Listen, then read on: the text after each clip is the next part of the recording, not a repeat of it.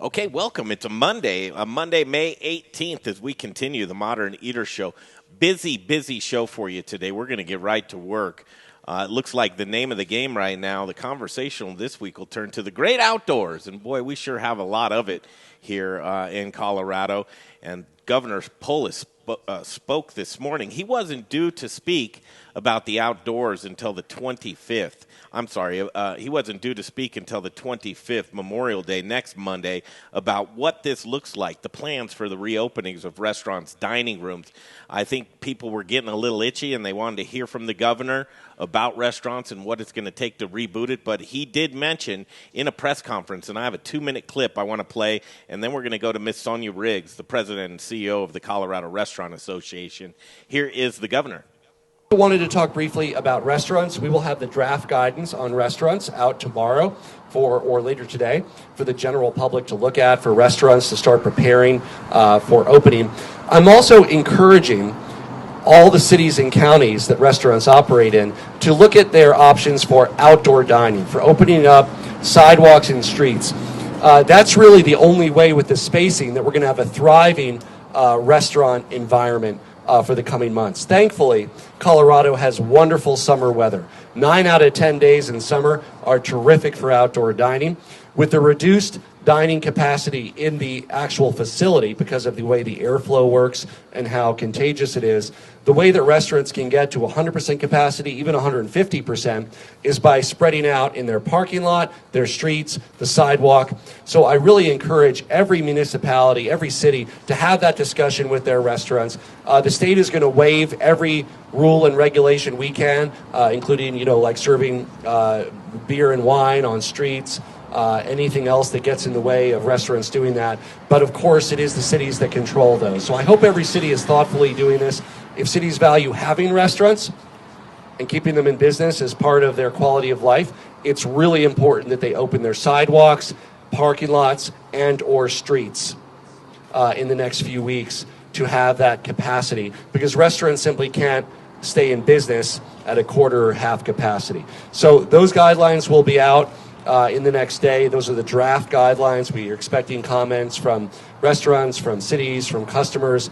We are still looking at the May 25th date for the final call. But whatever that date is of when they go live, these are going to be the way that restaurants can offer in a safer way that inspires consumer confidence, that you know that you can go out to a restaurant without a major increase in your likelihood of infection in a reasonably safe way. That answer is going to be outside. The data all from the health side shows the major difference in internal recirculating airflow in an enclosed environment and being safer outside like you are all today. Well, there you have it. The governor says you'll be safer outside. And as we shift directions, Sonia Riggs, president and CEO of the Colorado Restaurant Association, joins us. There you have it. The governor spoke today, and I think that that's going to be a main focus as we move forward. Yeah, I'm thrilled to hear it. We've been working on pushing this as an option for a couple of weeks now, and we've been having more and more cities reach out to us and say that they're really interested in what that should look like as well. So I'm very excited to see the governor. Appreciate him be on board. I hadn't heard the 150 even percent. So I love the fact that he's open to even increasing capacity beyond what you would normally see if your outdoor space allows for it. I think that's going to be huge, and especially for some of those restaurants that just don't have a footprint that will accommodate for, because we do believe the guidelines are going to have some sort of a social distancing, as we've seen with a lot of these other counties that have applied for, and some of which have received a variance to open their restaurants earlier. I don't know if you've also seen this today, Greg. We are working with the city and county of Denver, who has already put up on their website information about so restaurants can actually begin expressing interest to expand their patios. They're looking at doing a very quick turnaround process on getting that outdoor space approved and ready to go as soon as the governor gives us what those guidelines are going to be. So I'm thrilled about that. We're doing a town hall meeting tomorrow at 1:00. information's on our website, and we're sending that out today, but with the city leaders to so they can explain what that whole application process is going to look like. So I'm just thrilled to see that we're seeing a number of cities begin to show interest on trying to get some of this support to the restaurant community as quickly as possible. Yeah, the governor clearly planting seeds on the next steps ahead and opening up sidewalks and streets and parking lots at the top of the list, saying that waiving every rule and regulation that a city can. Just to be clear, this falls into the hands of any particular city, and then it goes from they'll be inundated with I guess applications showing you'd go in and show your property and draw the lines of what you would propose it to be, and they're going to try and expedite those as quickly as possible, I would imagine. Have you heard much on really what those steps would be going forward? Well, on the Denver side, they've committed to adding additional staff to be able to get those applications through that much faster. I think that's one of the things that as more and more cities are looking at doing that, they're going to have to consider making sure that they're redirecting staff in order to get this open, because, keep in mind too that the cities and the state are hurting for revenue as well. And if they can give an opportunity to restaurants to be able to bring in more revenue, they're also benefiting from additional sales tax revenue. So it's a way for them to be able to get money too. So I think we're hoping that what the work that Denver has done in creating these options will be a model really for the rest of the state, so they can look at what's worked well in Denver for restaurants. They've already vetted this with their attorneys and so forth. So they want to make sure that they're certainly complying the law or with the law wherever they can, and including the right processes in order to get these passed. But I think the biggest part is, as I mentioned, is making sure that they've got the staff to be able to do this. And one of the things I've said on this from the very beginning is every week that goes by where a restaurant doesn't have an opportunity to not only open, but to be able to get people back in eating is going to be harder and harder for those restaurants to be able to survive long term. So the fact that there's a safe alternative in allowing for additional outdoor dining, I think is going to be really, really key, not only to keeping our guests safe, but also to allow for that revenue stream for restaurants. Absolutely. We look to May 25th as kind of being that aha moment. The governor calls it the final call. What do you believe is going to happen next Monday, or could it come sooner? I know a lot of restaurateurs and operators say to me, this is a big deal to try and get a restaurant back up. I need time. Are there any dates that are in the forecast, anything solid that we can grasp onto right now? Nothing solid, although we have a meeting with the governor tomorrow, a phone call with the governor tomorrow, and I suspect he's going to give us some either basic guidelines and or a date. We are under the impression that we should be getting those reopening guidelines this week from the governor's office, and as soon as we do, we'll certainly send that out to restaurants immediately, knowing that they're waiting to train staff and talk to staff about when they can come back and understand how they're going to have to set up their restaurant. We believe, based on the variances that have already been applied for by counties and what we've seen, that those are going to include things such as social distancing, that they may be, virtual menus or single-use menus, but it's likely to be single-use condiments, meaning they can put them in a ramekin if you ask for those condiments, but not just leaving them on the table. So a number of things we're likely to see just based on what we've seen with some of those other variances. Any new data? We've talked about attrition with restaurants and shutting down as people hold their breaths to see what Main Street looks like as far as restaurants as we move forward. What are the data numbers coming back on restaurants? I just need to find my notes. I'm sorry, I wasn't quite prepared for that yet. I think they're here somewhere. Just a second, because we do have new survey results.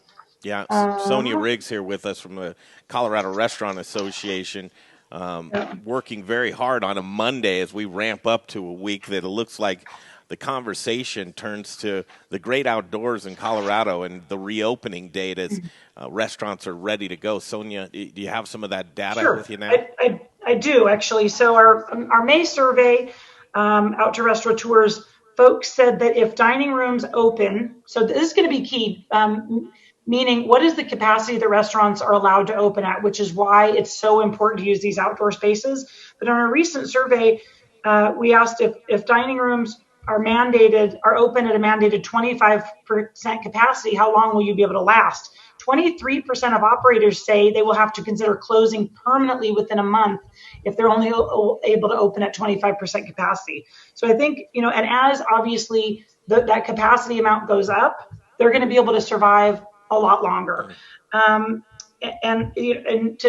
the governor spoke to allowing for kind of getting the state getting out of the way of cities, we already saw him and liquor enforcement issue some guidelines to allow for that, to allow for these patio expansions in cities, such as allowing to take alcohol out of your licensed premise and into an expanded area very quickly. But 87% of restaurants that we surveyed are currently making some revenue from alcohol to go and delivery sales. So it'll be important to continue the allowance of that as well.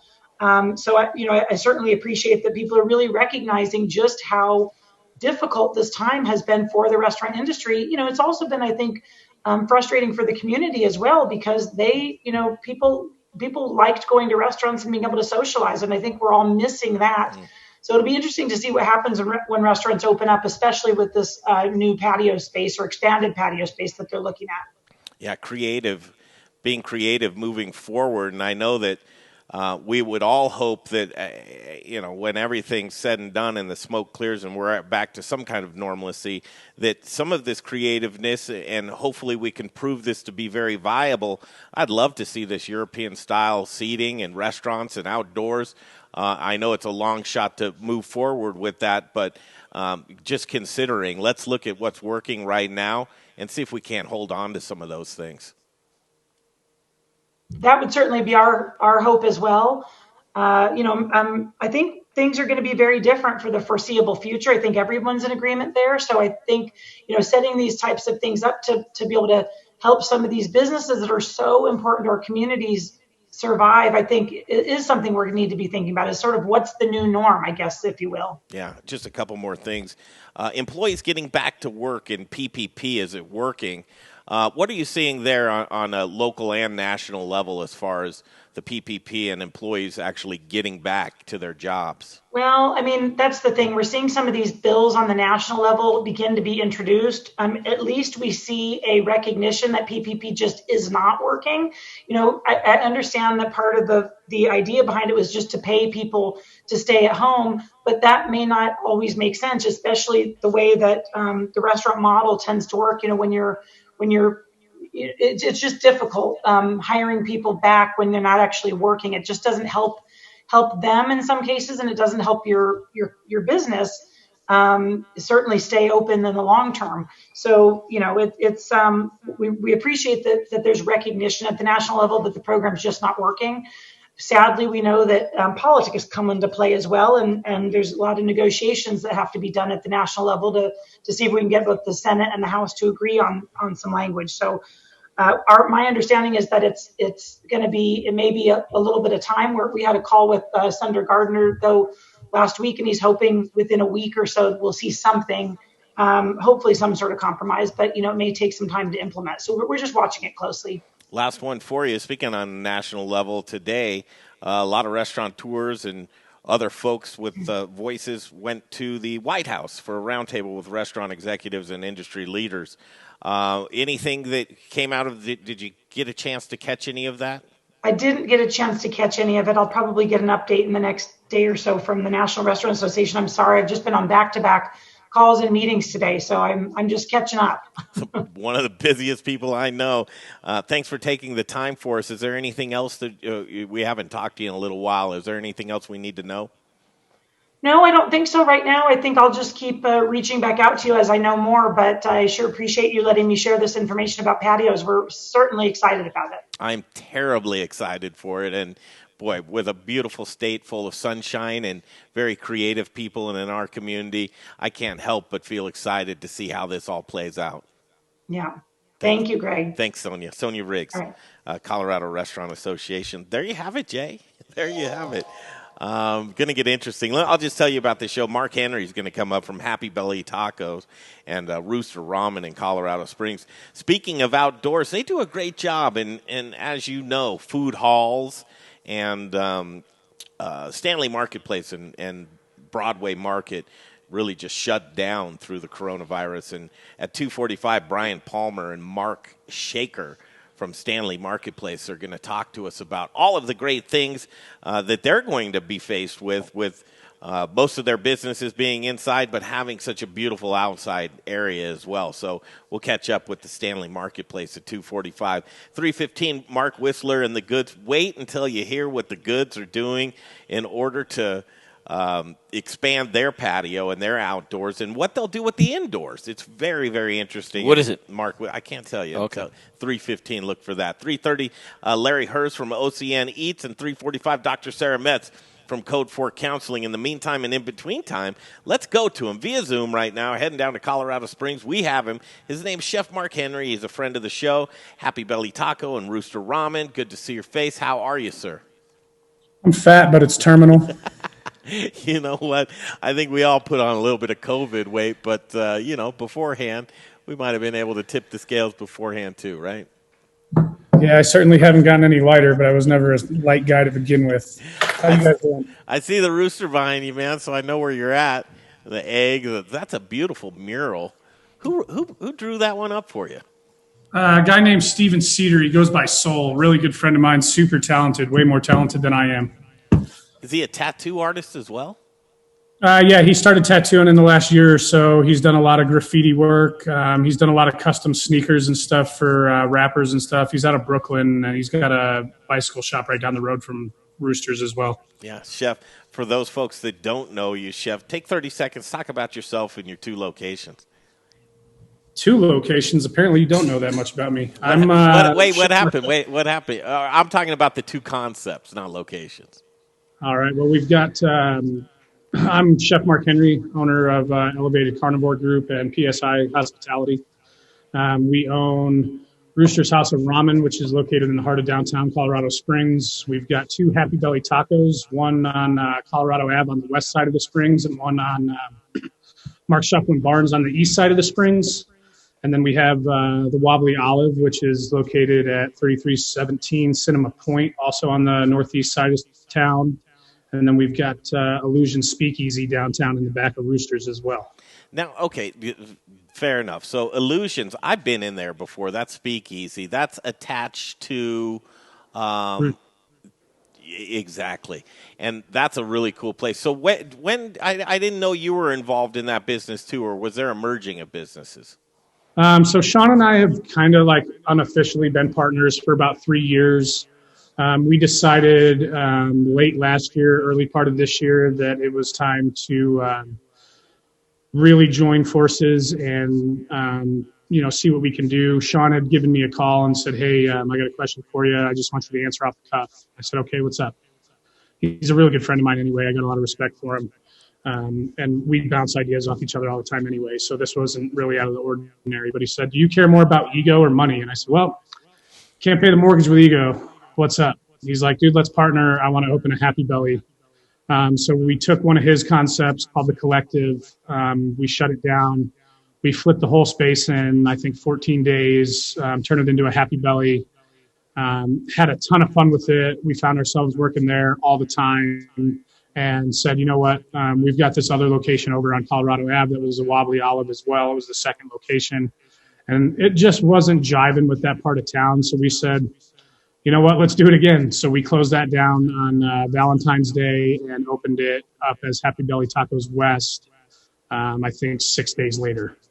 Man, all that strategy going on, and then, boom, here it is, COVID hit. That kind of put things on its ear a little bit. How did COVID change things? Well, that West location that we closed down the original one over on Spruce Street and moved it over to 26th and Colorado Ave. We were open for 12 days before COVID came around and shut life down as we know it. So we've taken this time and really strategized and been working on menus and training and really making sure that we're running the cleanest operations that we can so that everybody is aware that we're putting our safety and health at the forefront of what we're doing, so that when people can choose to dine in with us again, they do. In the meantime, we're just kind of doing the waiting game and getting ready, being prepared. It's interesting, as you're seeing some folks, you go to CNC in Castle Rock who took it upon themselves to open up their restaurant on Mother's Day, and then you saw folks in Calhan, Colorado, doing the same things, and the uneasiness or the itchiness of just getting your businesses reopened versus health and safety of others. I know that you see a lot of folks that, in the name of freedom or America, believe that their businesses should be reopened. And interestingly enough, a lot of folks are saying, you know what, we're trying to do the right things. Don't do that to us. You've chosen to open safely. I really understand it, and I would love nothing more than to get my guys back to work full time. I think it's time. I think this thing's run its course. I'm no epidemiologist. I'm not a scientist. I'm a half-assed chef at that. But I think it's time that we start reopening. I think if people want to reopen and test the waters, that's fine. The standpoint that Sean and Inez and I are taking, though, is that could we open right now and make some fast money? Absolutely. People are itching to come out. They're like ravenous animals. They want to get out of the house. They want to dine out. They want to drink beer. They want to see their friends.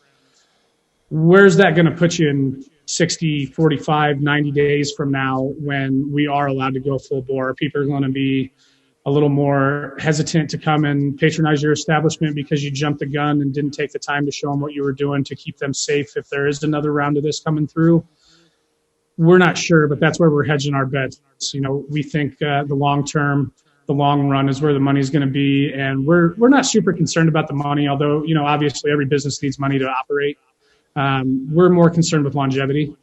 I'd like to be here a year from now to talk about how bad this sucked, as opposed to 60 days from now packing all my shit and getting out of my restaurant because I can't afford it anymore. Yeah, well said. And a lot of folks that reopen, I can't help but think that it is a money grab and a marketing ploy to get ahead of the game. Tough, man.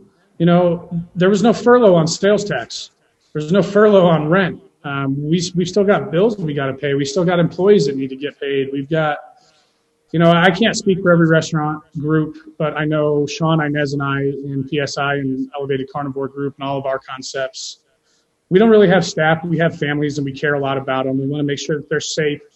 We want to make sure that their livelihood is intact. We want to make sure that, this server's children have something to eat on the dinner table tomorrow night. We just got to do it responsibly and safely, and we're doing everything that we can to keep our restaurant family whole. We're taking this time to play with food and to play with different techniques. We're putting hand sinks in the middle of our dining room so customers can see our staff cleaning their hands after they bust a table. We're working on new systems so that we can make sure that our staff is healthy when they come to work, so we're not providing a potential hazard to any of our clientele.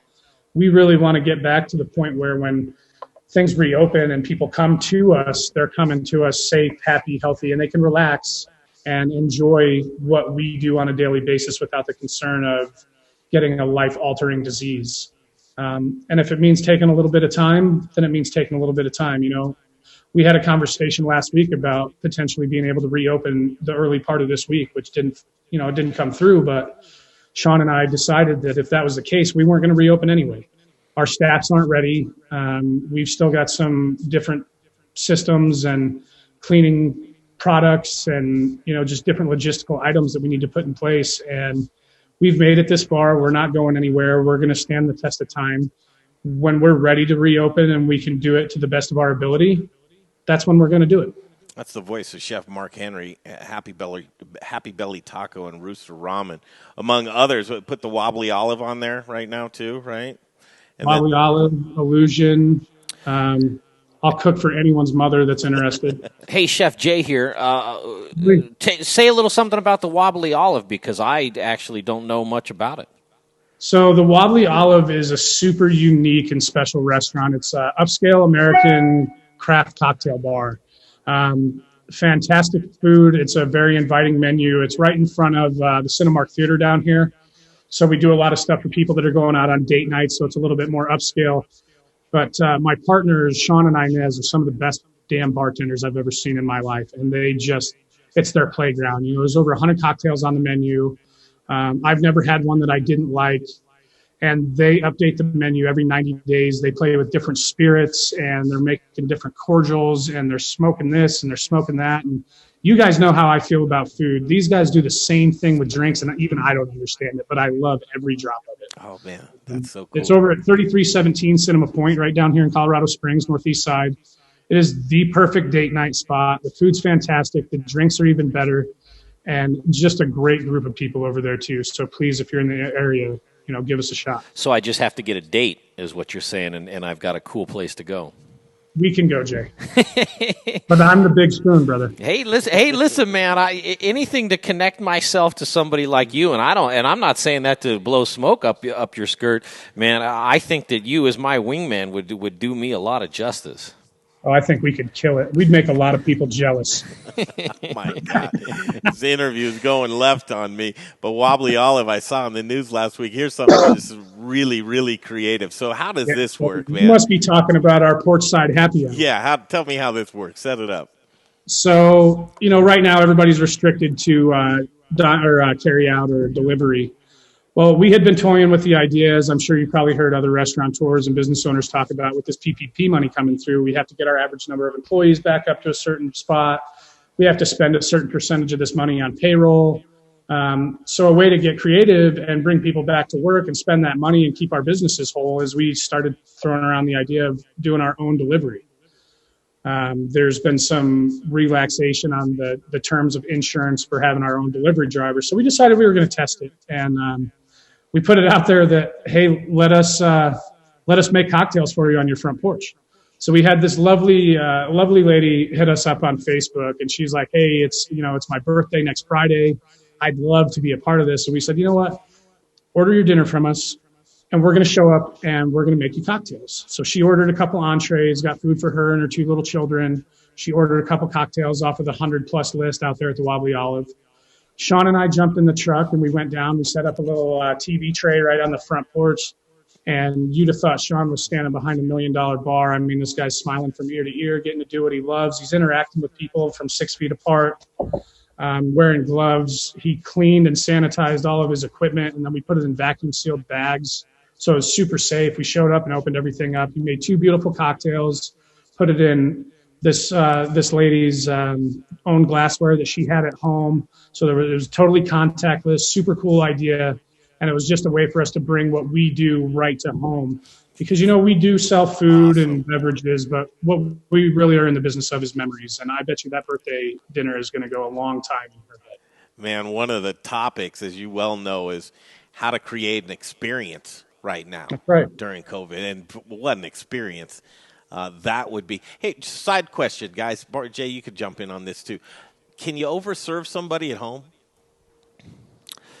You'd have to ask the question first, and I'm not asking. Yeah, as a when I say bartender, chef, just keep in mind Greg likes to call it the Bud Light bartender, where I'm not super cocktail man. I'm not making I'm not a mixologist by any stretch.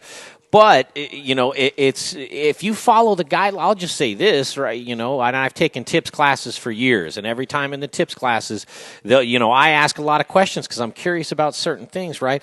If you're following the guidelines from what they actually teach you. It's kind of a rhetorical question. Oh, okay, never mind.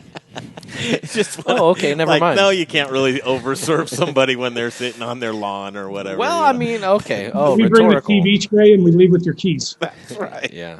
From the stream, Joseph says... you said chime in. You said go ahead and chime in. I thought this was an opportunity where I get to talk. Joseph says, I'm a veteran-owned restaurant, Chewy Foods, Latin Asian grub, and I want to get open as well. I also want to be safe and not shut down again. And I think that's the consensus of a lot of things where you're looking at these protests and for America. You're seeing a lot of veterans protesting right now. You're seeing a lot of bikers at these restaurants doing this thing. Mark, you run in that circle. What do you say to these guys? I think as long as this COVID thing is fairly temporary. Right now, it doesn't feel that way. It's been, quite a while. Everybody's ready to go. I think the important thing to remember, though, is, when I'm out with my brothers in the club, or I'm doing an event, a work event, or I'm talking shop and I'm, cussing up a storm because I want to reopen too. Part of the reason that we all own these restaurants and do what we do is because we want to be a part of our community and we want to give back to our community. And when this temporary problem goes away and we find a permanent solution to where we can all reopen, everybody that's running around and protesting and everybody that's a keyboard cowboy jumping on Facebook and, inciting riot, we all have to realize that we're all going to have to coexist again with each other. Mm-hmm. And we're going to be a part of that community that we all love to promote and support. So, if you want to run out and protest, and I'm not saying that I have or I haven't, and you want to jump on Facebook and make comments, or, you want to talk to the local news crew, as long as you're doing it from a place of community, I say do you. Hopefully people are getting creative with how they can sustain their businesses throughout this process, and they're making money so they can stand the test of time and come back when it's time. If you got something you need to say, you need to get it off your chest, just remember you're saying it to another member of the community that you love and you support. So as long as you can be respectful, nonviolent, get your point across, that's, well thought out. If you just want to run around and scream like a jackass because you are a jackass, stay at home. How many more? But if you got something to say, go say it. Yeah. How many more weeks being on the bench for your restaurant, or keep dragging their heels if it goes in? I mean, would your sentiment change in July? Would it change? When is that tipping point? I love local food, Greg, and I love Colorado Springs, and I love the food scene up in Denver. And I'd be a damn liar if I told you that my sentiment wasn't already starting to change. I am ready to go. Mm-hmm. I want to cook. I want to drink beer. I want to take my club and go sit at a bar and knock a few back. Mm-hmm. I want to take my kids out and do something fun with them. You can only go to the park so many damn times. This is not a forum for it. So, the Modern Eater has not endorsed this statement. This is purely me, Chef Mark Henry. I think this has gone on long enough. I think the numbers are down. I don't think we're ever going to stop it. We needed our hospitals to get the equipment that they needed to take care of the problem. I think we've achieved all those goals. Let's fire this pigskin up and get back at it. Get going. And you are in place and will take all of the precautions of the seating. And let's jump into that with you and your concepts of what that's going to look like. And as we're now seeing that the governor is recommending city municipalities ease up regulations, basically just waive every rule and regulation that they can, and opening up sidewalks and streets and parking lots. I know you got the big old parking lot behind the Speakeasy as well. What are you looking at as far as how do we increase capacity if you're looking to? What are the things that you're looking to upon reopening? So all of those, Colorado Springs has a variance in the works right now to get us allowed to open back up. Personally, for me, all this stuff that they're talking about, excuse me, setting stuff up on the sidewalks and setting stuff up in parking lots, I applaud their efforts, but it's personally not something that I'm willing to do. I think the best way to do this is, our staff is comfortable operating within the constraints of the restaurant. They're used to serving tables inside. We can sanitize those areas very well. This is a known space for us. I think once you start getting into, even if we were to set up in that parking lot out behind the Speakeasy there, it adds a whole new series of problems that we haven't dealt with during normal times, where we may miss something. And potentially get somebody sick. So I think, in my uneducated opinion, as somebody that's just been a restaurant operator for a long time, I've been in the game a long time, I think it would be better to allow, some sort of capacity within the restaurant where your staff is already familiar operating. If you have a patio, by all means, use that patio. But man, if we're going to get to the point where it's like, put a picnic table in the parking lot, just let me open my fucking restaurant. Come on. Yeah, I understand. I own this restaurant right downtown where I'm sitting right now, and I can say beyond a shadow of a doubt that I have not had a bum walk into my dining room and piss in the middle of it, and I can't say that about that parking lot, so I don't want to serve you there. Wow. That's not the memory I want you to walk away from my establishment. Well said. Well said. Yeah, Chef Mark Henry. You don't pull any punches, right? You're not holding anything back. Are you on your computer or your phone? No, I'm on my laptop. You are? Is it mobile? Can we see the restaurant? Yeah, absolutely. Yeah. Show us around there, and then just show us some of the things that you'll be doing within your and really what capacity would look like at So I'm not sure what all you can see very well here, but I've got all my tables and chairs stacked up over here. This is the dining room side on the way back to the speakeasy. We've removed everything and brought it over here. We've got a company called BioClean that's set up. When we get ready to reopen, they'll be coming in and electrostatically cleaning everything and make sure that any potential hazards that have stuck around through this whole shutdown are taken care of before we put the restaurant back together. This is our dining room where you normally walk in. Here's the company mascot. Terrible. Killer. So yeah, we've got all the tables and chairs ripped out of this side. We've done a couple like digital art walks just to be a part of the community. We'll be rebuilding everything and putting all the tables and chairs back exactly where they go, except every other table we'll be removing chairs. That way there's as much space as possible in between. The kitchen's obviously back here. Mm-hmm. We're getting our hoods cleaned right now, so I'm staying out of there because there's shit spraying out of them. No problem. You can see our patios right up here. Yep. We've got our patio. We've got additional tables and chairs coming. We're going to probably change this out to more like community style, just so we can get some more people out here. And then let's take a walk back to Illusion real quick. Yeah, no doubt.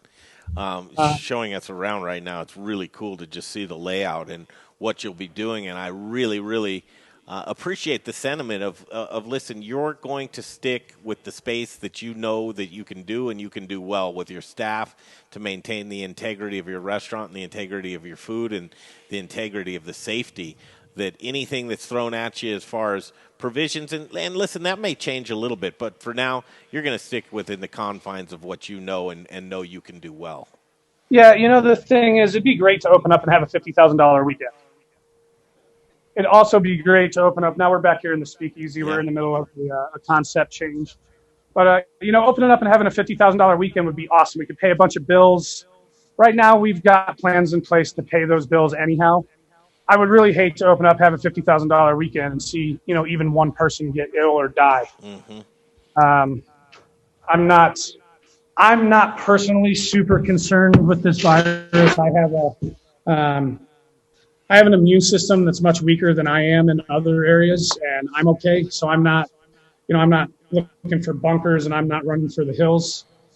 But some people have legitimate concerns, and I don't know enough about it to debunk it. So, if you feel that way, you feel that way. And we are going to do everything that we can to make sure that if you do decide to come patronize any of my establishments, any of our concepts, that you are in the safest environment that we can possibly provide you with. And we're going to do the best food and drink to give you the best experience that you can possibly have. Because COVID-19 or no COVID-19, as restaurateurs and operators and chefs and bartenders and servers and maitre d's and busboys, that's our job.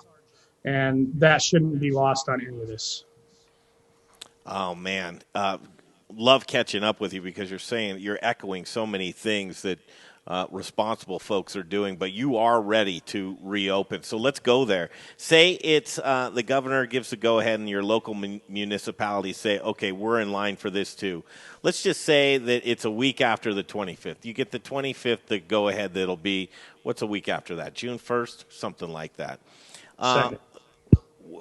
Can you get your restaurants running that quickly? I mean, it takes a lot to get that beast going again. Give me 72 hours. 70. What in those 72 hours is to get the lights back on? You get your vendors called up. Go through all the steps it'll take for you. Employees, so vendors. What I have done during this shutdown is it doesn't make a whole lot of sense for me to be on the line cooking, just doing delivery and takeout. So what we've done instead is we haven't, across our entire company, PSI and Elevated Carnivores, we have not laid off anyone. We've kept all of our staff intact. Our families are whole. They're already trained how to do the job. So in the meantime, Sean has rewritten cocktail menus.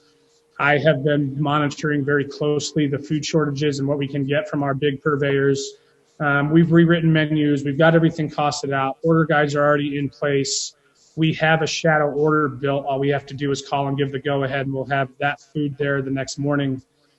The entire staff will be put on standby to come in that day and help put the order away and start doing prep. We've got all new recipe cards for everything. We'll transition the menu just like we have dozens and dozens and dozens of times before. Menus are printed. We'll update the point of sale system. We'll do a couple mock services with our staff. And then it's go time.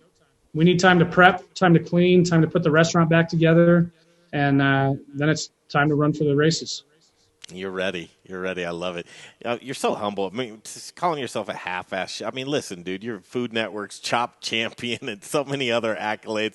Your food is delicious. You're a hell of a guy. And again, if you want your opinion, you ask Mark Henry about it. Just be ready for the answer, because if you ask him something, it's going to come right back at you, man.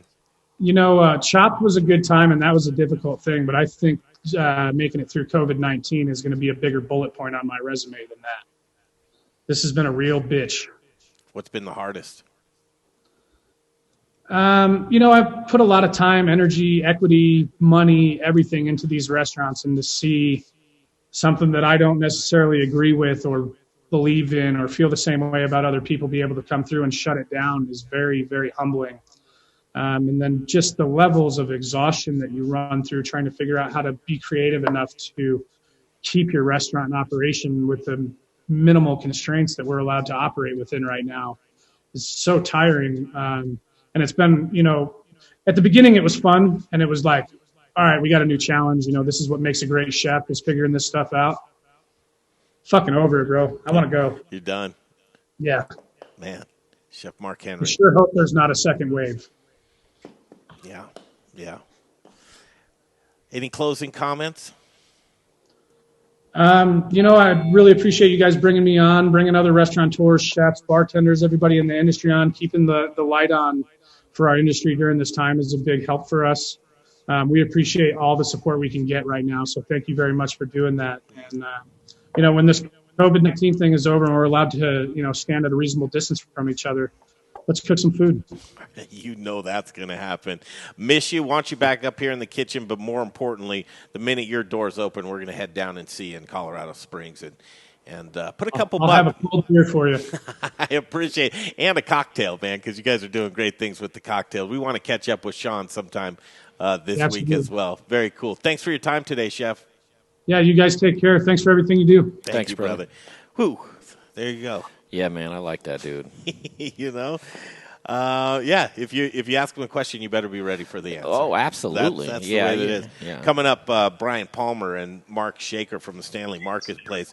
In the meantime and in between time, why not? Let's tell you about A-Plus Beverage Solutions. Family-owned and operated business. They do custom installs for your tap systems, but they'll also add a line as well. Beer, wine, water, coffee, nitro. If you need a new line right now, it's probably the time to do it. He's getting busy, so I'd say call him today. Here's a gimme for you, though. You need to clean out your tap lines. Don't let that stagnant beer just sit there and serve it to your next customer. No. $10 per line, Jay. It's a gimme. That's right. And you know somebody out there is going to drink 60-day-old beer out of a line. Not. Somebody somewhere is. Jeff Rourke won't let you have it, that's for sure. Get a hold of the gentleman. If you're pouring in a fish of beer, what are you doing, Jay? You're pouring your money down the drain. Don't pour your money down the drain. 720-272-3809. 720-272-3809. That's Jeff Rourke and A-Plus Beverage Solutions. Let's zoom to the Stanley Marketplace. Live from Studio Kitchen, Colorado, here we are, and we're going to go via Zoom to Stanley Marketplace and talk to Bryant Palmer, and we have him right there. How are you, young man? Hello, guys. I'm doing okay, thanks. Thank you. Good to see you. It's eerie seeing the empty Stanley behind you. It's true, yeah, the whole place. Just a few of our employees in here for our Stanley to Go programs, but yeah, it's weird to be in here without a whole bunch of people. I know it. I'm sure it's sanitized from top to bottom, ready to go. Absolutely. Yep, for sure. Yeah, hands off. Don't touch anything. We're getting ready for the reopen. Well, the governor said it today. Governor Polis comes out, and he's trying to get ahead of it. I think restaurateurs are getting really itchy, and business owners themselves to reopen their doors. Why? Because they need to for survival. And as we look at people trying to survive and pivot, it looks like the state is encouraging local municipalities and cities to open up sidewalks and streets and parking lots and anything that they can to waive every rule and regulation in order for operators to be able to maximize any space that they didn't have that they may have to be able to mitigate the loss of their in-house dining. So let's dig in with you, Bryant. The moment that I heard of this, I thought of you and I thought of the Stanley. 2 reasons. You're handcuffed inside of there with a few of those dining locations that aren't able to have any patio or outdoor space. And then I think of all of that beautiful property that you have around Stanley, and then the multi-use building between businesses that may or may not be open right now versus your restaurant. I just wanted to get the lay of the land. Let's start internally in Stanley. Are some businesses operating right now? That's a great question. We are technically not allowed to be open to the public right now. We're classified as an indoor mall. We never really call ourselves a mall because we think we're a lot cooler than that. But that's how we're classified. So we can't be open to the public, but we do have a few businesses inside that are open for appointments only. So Simeon Barbershop, Clementine's Hair Salon, Kinesis Pilates. And for those, you can make an appointment with those folks. They'll greet you outside, escort you in for a one-on-one appointment, following a whole bunch of protocols, and then safely escort you out. So, with that being said, restaurants, as they revamp to reopen, first of all, what is the date for malls to be able to get back up and running? I thought it was right now we can't be open until the safer at home mandate ends, and that's scheduled to end on May 26th. So unless something changes, we should be able to open indoors starting May 27th. Of course, we're not sure that people are going to be super excited about spending time at indoor facilities at that time. So we're looking at a bunch of options for activating our rather large outdoor space as well. Well, don't be so sure about the indoor. I think people are looking to go to places that they trust and they love and they want to support. And I think the Stanley Marketplace is probably at the top of the list for that. But I get that. So that would seem to me, if that's the 27th, just junk math in my head, if the 25th is Monday, that's a Wednesday that you would be looking at of next week. Do you guys have some target stuff going for next Wednesday to be able to open? Yeah, good question. We're figuring it out. We talk with our business owners really often. We've got a big Zoom meeting tomorrow morning where we'll go through the list and figure out who wants to open right away and who wants to wait a few days. It's pretty active over here already because we've got this Stanley to go curbside pickup and delivery program with about a dozen restaurants. So the place has been operational to some extent since we closed on, March 15th. And we've used this time to sort of learn some best practices about how to handle things right now, considering everything that's happening in the world. I think we'll have some businesses that open right away and others that wait a few days just to get everything in order. Turn your phone sideways if you could. See if we can open up your full camera. There it is. Like that. Boom. Thank you so much. Sorry about that, guys. No, yeah, I I'm on my appreciate phone it. right now. And I'm just trying to get my bearing. I think you're by Chaluna, aren't you? I'm close to Chaluna. I'm right by Sweet Cow Ice Cream and Camita. I can go outside if you want to take a look at some of the outdoor spaces. Let's go look outside. All right, so talk about just first of all, the location. I guess if you've been living under a rock and you don't know, but where's Stanley located? And it's considered Denver, isn't it? It's not Aurora. Oh, we're Aurora, actually. So we are literally on the Denver-Aurora border. The border runs through our property on the west side and the north side. But we're on the Aurora side. So we're regulated by Tri-County Health. So we follow the Denver news really, really closely, but it doesn't technically affect us. Yeah, go ahead. As businesses and restaurants in particular petition for outdoor seating, how would this work for Stanley Marketplace? Would an individual restaurant petition for more seating, or would the marketplace itself and you know everything revolves around liquor licensing, and I don't even know how that's set up for you guys there. But what would this look like going forward? And I'm sure this is active communication that's going on right now, so we're not going to hold you to anything right now. Good. Appreciate that. Yeah, absolutely active communication right now. But we have a pretty good sense of what that's going to look like for us. We're very fortunate in that we are under a common consumption license. So right now, as I'm sure you know, when you come to Stanley, you can grab a beer at Chaluna and carry it throughout the whole marketplace and enjoy it. That applies to our outdoor spaces. We've got this big west patio over here, which is where I'm standing by, the patios of Comida and Sweet Cow and Stanley Beer Hall, this big circular area where we do a lot of live music. And then we've got this field over here. A lot of folks have been to Top Taco, Denver Burger Battle, Truck Stop on 4th of July. Those kind of events normally take place in our field. So we've got licensing that allows us more permission than most places, I think, to handle outdoor liquor sales and consumption. So that works in our favor. What we're doing starting this week is putting up a few tents out here. So the first couple are on the patio of the hangar, which is our event space, which is right over here. And we're going to use those for shade, just to make sure people have a place where they can relax that's not directly in the sun. And then our plan is that people are going to do what they normally do, which is go inside Stanley, check out all our spots. If they want to be outside, they grab food to go and then come outside and enjoy it here. And that includes drinks too. We have some retailers indoors. We have 12 locally owned boutiques inside, some workout places. We really want those businesses to survive as well. For that to happen, we have to have people indoors checking out their spots. We'll be following a whole bunch of really stringent safety protocols to make sure people can do that safely.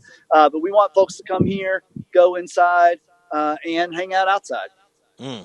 So, I'm sure you want to say yes to every one of your vendors there at Stanley, and it's probably a basis by basis thing. But say Carolyn Glover comes to you and says, I want more patio seating. What are you going to do for, Rosenberg's? And how is that going to be divvied up? And will it be tables outside just for them? What would that look like? And what are some of the things that you're hearing as feedback? Yeah, good question. And we don't have hard answers to those yet. We have some tentative ones. We're pretty community focused marketplace, and we sort of put Stanley together as a spot where businesses were willing and interested in working together. So we've got a lot of goodwill and a history of collaboration here. So we think we'll be able to work those things out without having to be too strict about how it works out. Sure. I think most of the outdoor spaces that we have are going to be sort of open seating, spaced apart for anyone to use. Still figuring out whether a restaurant that's indoors will have the person power to be able to come outdoors and do table service at outdoor tables that may be far away from their kitchen.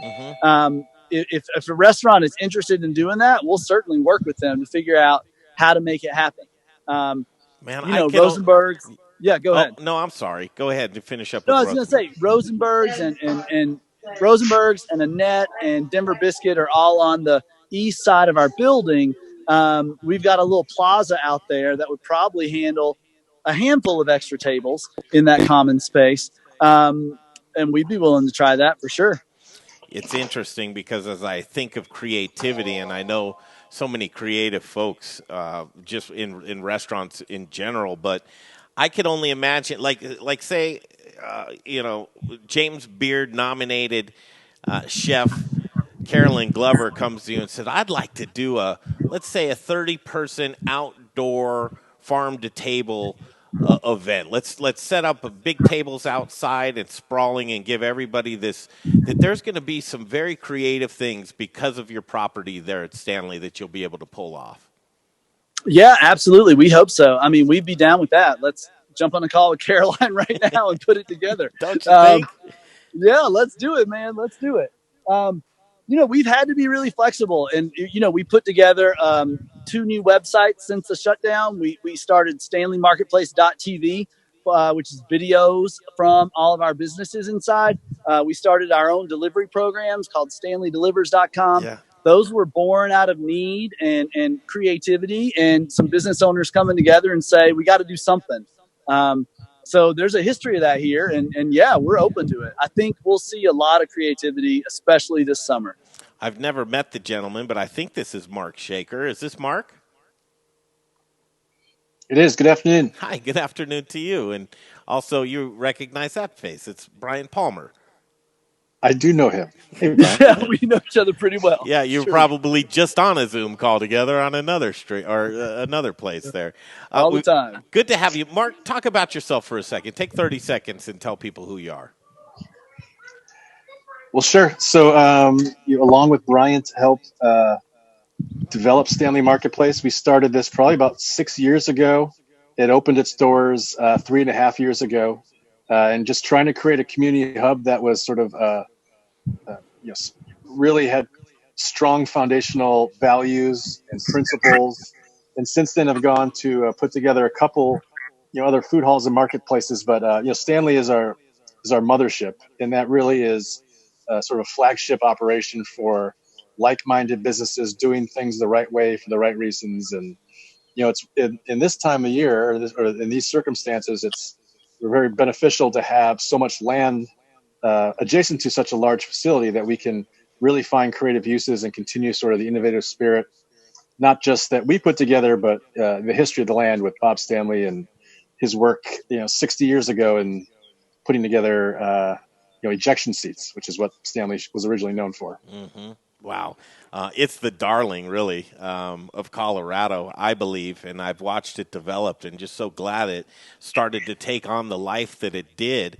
And then COVID hits and turns everything on its ear, right? But you do look, and I'm sure the excitement, if you can have excitement right now, as the governor says this morning, and we kind of knew that it was going to turn to the great outdoors and draft guidance coming up of opening up sidewalks and streets and parking lots to waive every rule and regulation that a city can in order to help businesses. Did we lose him? Is he still there? I think we may have lost him. Technically. No, I'm here. Oh, you're I'm there. here. Yeah, There he is. I'm here. Pop I'm back sorry. up. I'm Oh, here. I'm back. no sweat. Yeah. Sorry. So as we move forward into the future, there is a lot of opportunity, and you're right, with the amount of property that's around Stanley Marketplace right there. Just at first blush, your excitement from the governor's wishes to have the great outdoors of Colorado be utilized more. Well, we're very excited about it. We've been working on a Stanley Open Safely program for about 6 weeks, and having infectious disease doctors and public health specialists along with business owners together. And the more research we were doing, the more that we were understanding that the virus doesn't travel nearly as well outside as it does inside. And there's also the psychological component of where do you want to be? First of all, in Colorado, you want to be outside, regardless of the time of year. And then where do you want to be in such sort of historic conditions where there's a fear of everything you touch being a contagion of some sort. So we started putting our plan together weeks ago in hopes that we would be able to really move the marketplace outside to a large degree to create opportunities. As you know, restaurants really don't survive at 50% capacity. So thinking, how is a restaurant going to work? And we have 18 and 19 of them.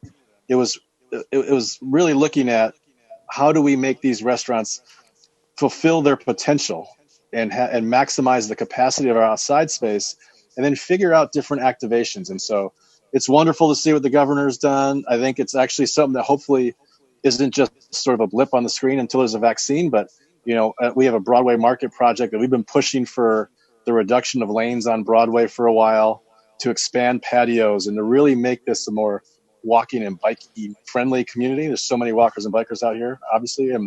But during these times, we all need to be creative. So I appreciate the fact that they're looking at trying to extend premises for restaurants throughout the state.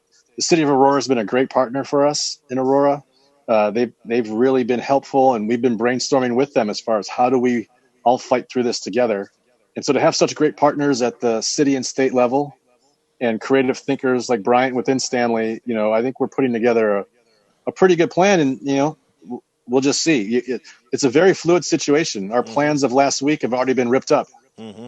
and we have new plans this week. And I assume, June 1st, we'll be saying, why do we have that plan on May 18th? So you have to be nimble, you have to be agile, you have to be creative, and you have to be guided by best public health principles as we're trying to just get through to the other side. I couldn't agree more with a lot of those things. A couple of things jumped out to me on there. First of all, the dichotomy between Aurora and Denver and working with Mayor Kaufman versus working with the city and Mayor Hancock. Have there been any extreme differences that you've noticed being more helpful than others, or something that you've said, hey, this is happening with us in Aurora and talking to Denver? Jump in there and give me your thoughts on that.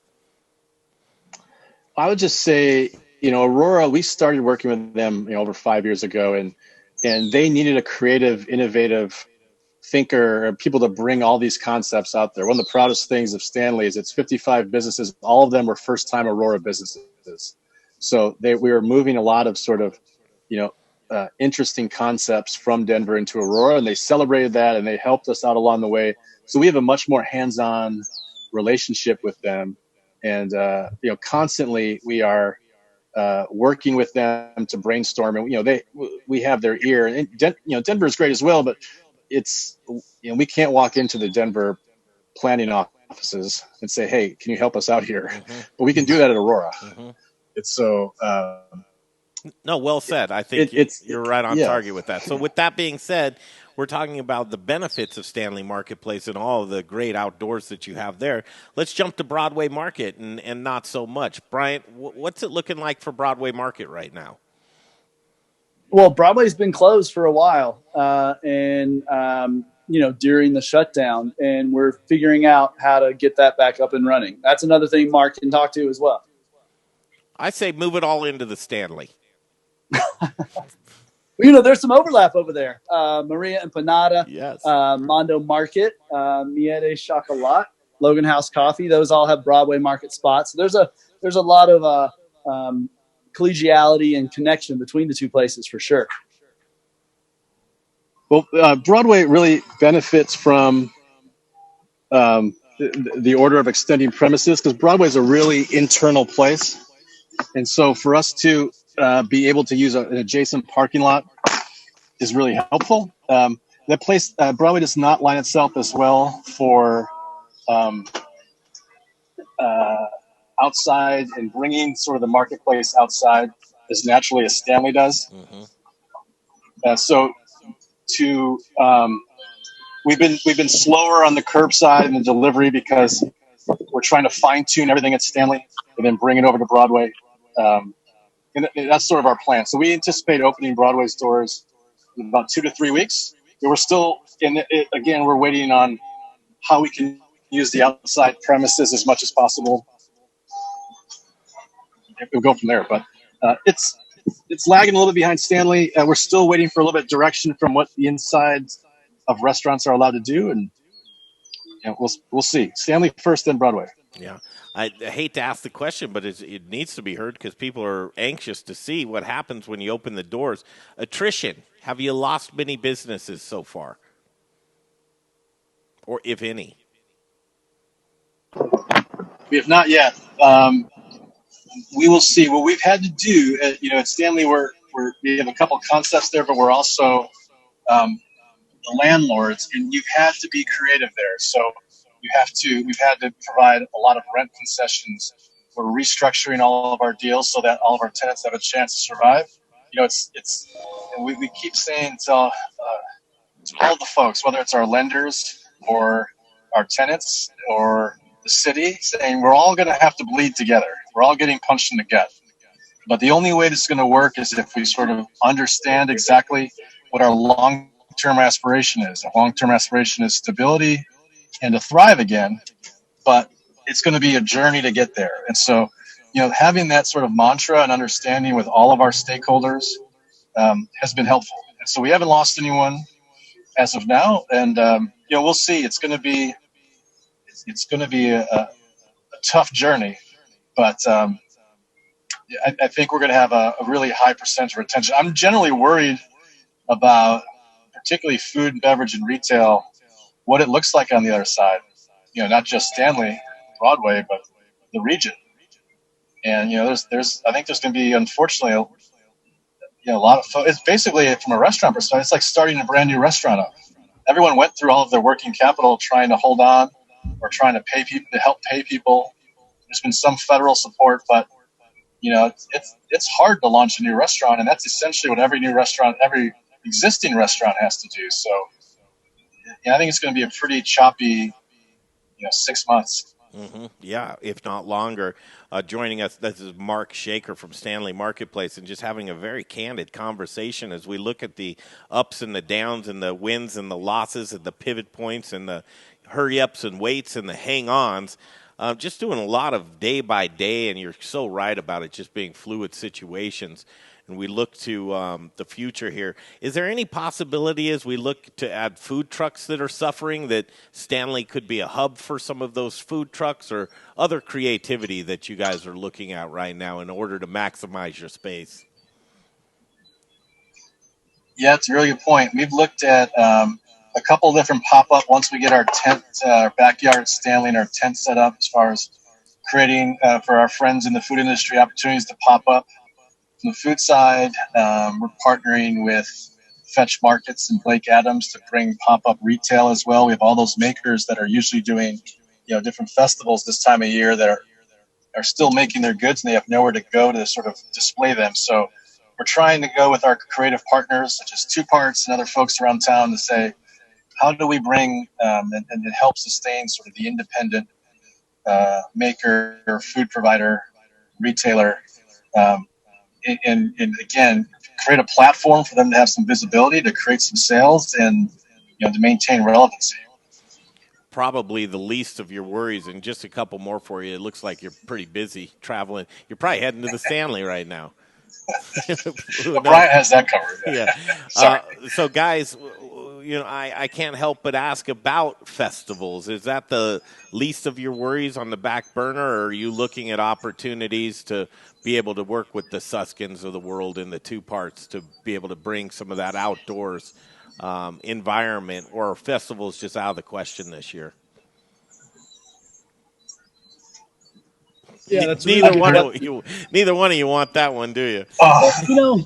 We can probably both speak to it. A lot of that is on hold right now because there's a there's a limit on how many people can gather. Something like Top Taco, truly outstanding event, but that brings 5,000 people at the same time. So I think the big question for those producers is, how can they put together an event that will maintain allowed social distancing, but still do the thing it's supposed to do as an event. So, all those people we work with, those groups, Jeff Suskin and Two Parts, we're open to doing whatever they need to do to make their events work if they're possible this year. And if it's a matter of postponing until things are safer, then we're down with that too. We tried to establish really collaborative relationships with those groups.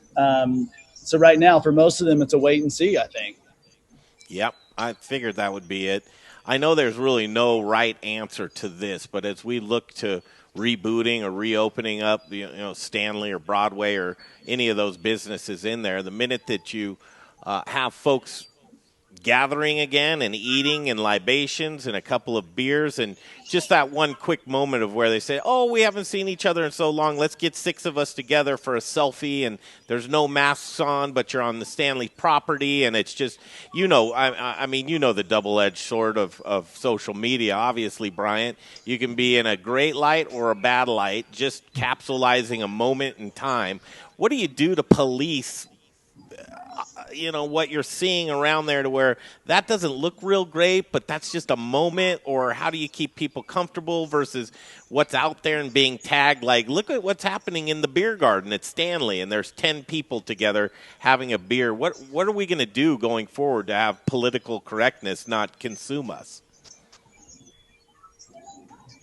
That's a really good question. And we spend a lot of time thinking about that and talking to our business owners, and we can have all the signage in the world.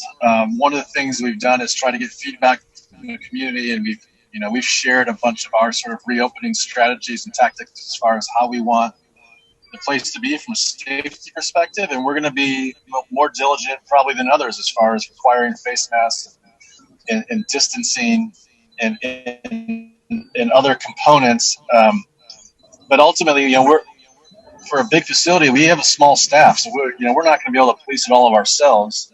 We'll have help from our business owners who we all talk to regularly as far as what we need to. In order to keep our doors open, we have to maintain these rules in place, and that's going to require some self-policing. And then there's just going to have to be accountability from our guests. As far as if this show is going to continue, we need all of you to help us out. And if we start doing activities where we're getting shamed or we're become a poster child for how not to open and get broadcast all over the place, then Stanley's gone for the foreseeable future. So we're trying to thread a needle, and we're going to be more conservative on sort of what we ask our guests and customers to do. And at the end, we're going to need help from others because there's like three of us. Mm-hmm. We're not great policemen. Yeah, and again, I don't think the policing will need to be there. It's just a matter of like a photo opportunity that's a second in time that it's so meaningless and so harmless, but can be construed of that. So that's where I'll turn to you, Bryant, and your push as far as social media marketing goes. What are some of the things that you're going to be looking at as far as what your job is to make people feel like all the right things are being done at Stanley Marketplace, and you're going to have to paint that picture? What are some of the efforts that you'll be putting forth? We've always valued and sort of celebrated transparency at Stanley and sort of open communication between us and our bigger community of business owners and patrons.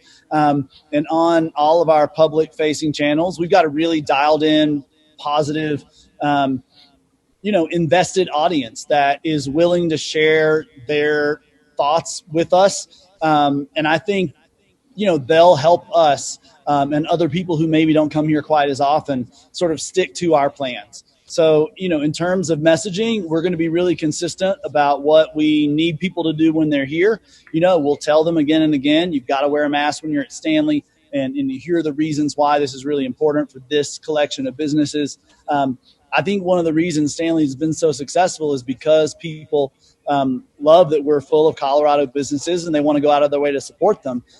So we'll just keep explaining to folks, like Mark was saying, here's some things that might be difficult right now, but you have to help us do them so that these businesses can stay in business, which is the goal, of course. So I think we'll rely on our community a lot, and we'll just stick with our frequent, regular, transparent messaging to get those messages across.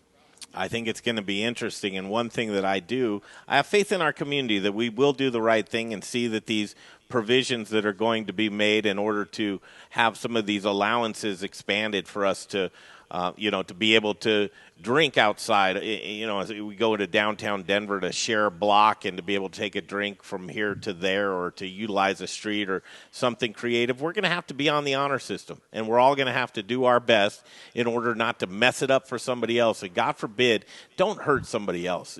Don't go and be irresponsible at somebody's place of business. Take a picture of it and paint them in a bad light to where you took it upon yourself to do something. So behave yourself, right? We need a hashtag. It's a good message. Yeah, behave yourself. Guys, any closing words? Mark Shaker, do you have anything else you want to leave us with? No, I appreciate the time. I think, what this pandemic has caused is I'm hearing it from conversations on a daily basis, just all kinds of creative ideas, continuing to be an innovative state and community of folks that are also looking at ways to support one another. And it's going to be a grind, but I'm very hopeful that some of our thought leaders here will help pull us through with creative solutions. And what we've tried to really strive for is whatever we're doing, we want to build a long-term asset for it, not just be a short-term fix. So whether it's a TV platform or a delivery service, it's not something we just do for 6 weeks. So hopefully we'll look back at this and say, this was a very challenging time, but it really created an opportunity for us to be innovative and show that sort of Colorado entrepreneurial spirit and create value in building long-term sort of assets for the community. Well said. First time I met you. We'll meet under different circumstances in person, and you're doing all the right things. Thanks so much for spending a couple minutes with us. We're going to finish up with Bryant Palmer, and I want to leave on a positive note with Bryant telling us all the great things that are still available at Stanley Marketplace right now, and just assure people, again, you can get some delicious food from there right now as well.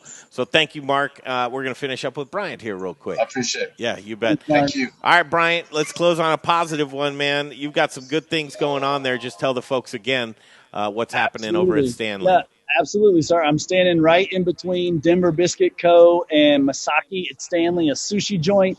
Amazing food from both those spots. We got about 10 other places that are serving food 5, 6, 7 days a week, depending on the spot, for curbside pickup and delivery. They're all fantastic, locally owned businesses that are really good at what they do. So we're really excited about all those and hope people keep ordering for all those businesses. They're all listed on our website, stanleymarketplace.com. We've also got a new delivery platform and a new TV platform also linked on our website. You can come check out, support 50-plus Colorado businesses. Truly a community of small business owners who've been working really hard to figure out ways to stay afloat during this time. And I'm daily inspired by their creativity and ingenuity and go-get-'em spirit. Don't take them for granted. Small business, that's our jam. We got to champion these folks and make sure that that we're with them as much as they've been there for us throughout the years, and we don't want the attrition to affect those small businesses as well. Support and word on the street is Annette's got some pretty killer fried chicken. Oh man, I had that last night for my birthday dinner. Yep. Happy Lady birthday! Chicken. Thank you, appreciate that. 27. Yeah, exactly. Yeah, close enough. Close enough. They do that on Sunday nights. Fried chicken and Annette. It is terrific. Don't forget to add a pecan pie to your order. Awesome. Thanks for your time today. Yeah, thanks a lot, gents. Appreciate it. Always happy to see y'all. Always good to catch up with Bryant. Good. Puts a smile on my face. He's a good guy, and he's doing a lot of good work for small businesses and puts it out there. Joining us here in a moment is Mr. Mark Whistler from The Goods Restaurant. Wait until you hear what he's got going on at The Goods, man. But right now I want to tell you about Rome Sausage, now offering home delivery. Here's another business that went down the service industry route. And the service industry route is when restaurants got turned on their ear, so did the supply chain. And Rome Sausage wants to make it very easy for you to get their delicious sausages, and you can order them from romesausage.com. But a $60 bundle includes 10 pounds of assorted sausage awesomeness, from the breakfast sausage to the breakfast links to Italian meatballs, jalapeno cheddar brats, bratwurst, chicken apple sausage, Italian sausage, green chili sausage, chorizo, and hot Polish kielbasas. Romesausage.com or 303-296-7663. Call up Chris Johnson. He'll give you a sausage joke. Those cheddar brats, man, I'm telling you what, a cheddar brat not bad. Good will stuff. Save Look your morning. Look at this guy. I know him, and there's some memorabilia behind him. I don't hear his voice, but I think he's standing by. This is Mark Whistler. He's at the Goods Restaurant on Colfax, attached to the tattered cover building across from East High School. Mr. Whistler, how are you? Good. How you guys doing? We doing good. Are you outside by a stoplight? We doing good. I'm outside by a stoplight. Yes, I am. Is this a Zoom background? No, it's not, because I just don't recognize it. That used to be a red room. He's got something there. We have some really cool stuff going on, but we can't talk about it yet. Really? But it's like a little sneak preview, but we can't talk about it. But you guys will be the first to know. Any hints? Okay. So Mark Whistler, you all know him. He's Mr. Hospitality, and we love Mark and your business. And listen, throughout the years, it's like restaurants. It's hard enough to hang on, man. Right? Just to even get to the point, and then COVID turns everything on top of its ear, and you didn't know whether are we going to make it through this or not. But from the grace of God and some hard work and some good people around you, we're going to make it. We're going to open up those doors again, aren't you, Mark? We are. Boy, I'll tell you what, hard work too. It's like this. It's crazy right now. I think anybody who is like going through what we're going through is just, we initially decided to close so we could donate our inventory, and then we decided that okay, we can use this time to do some renovating. So we've like gone through the entire restaurant, and all of our furniture is on the patio.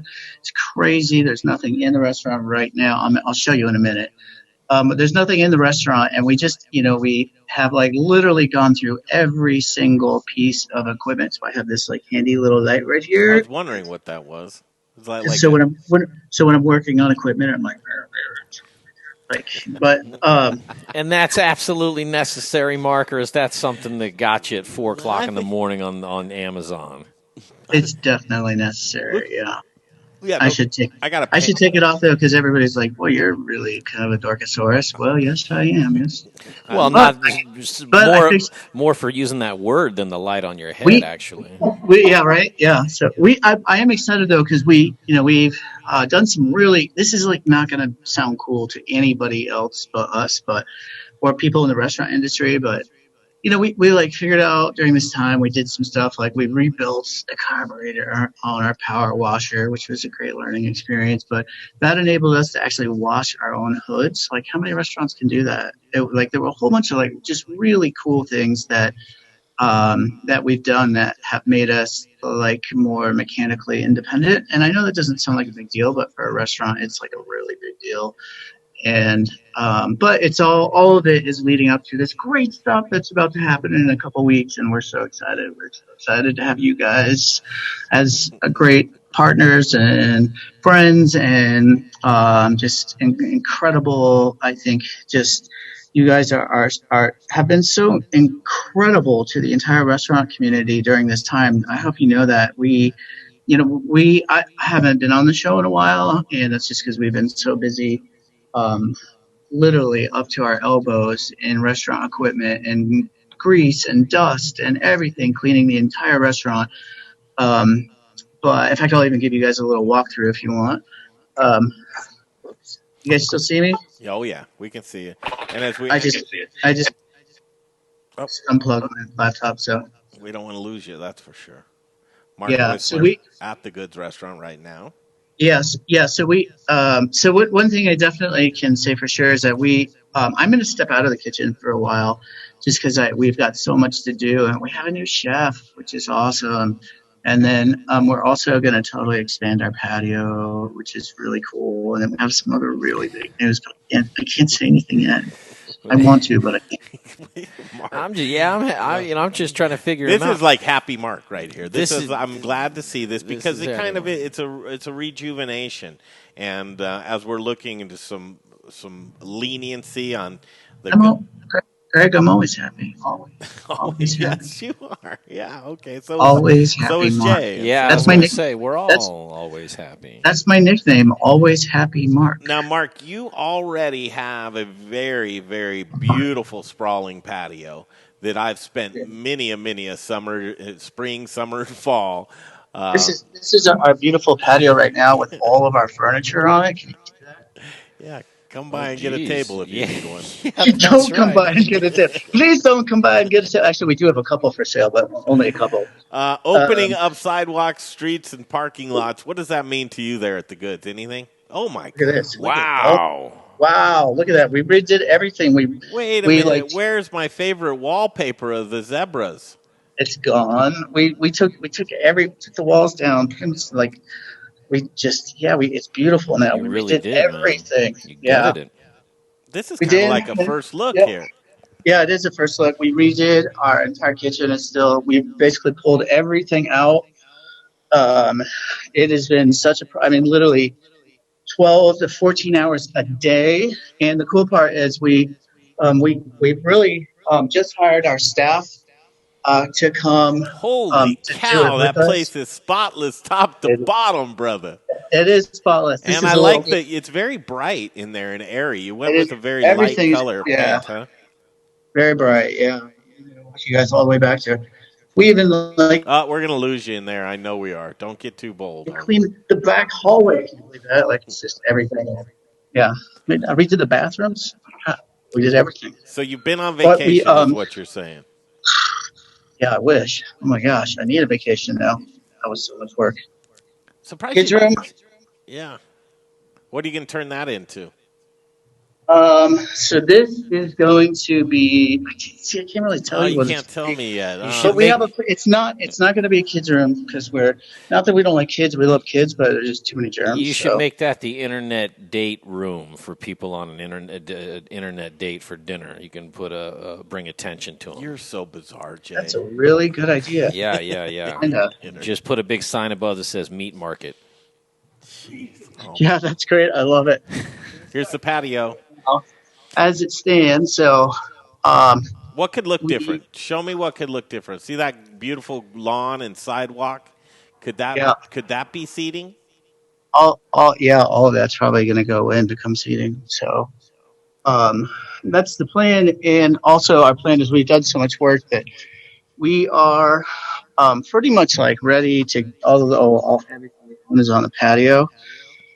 But other than that, look, we even like trimmed our tree. Can you see that tree? Remember the tree that was there?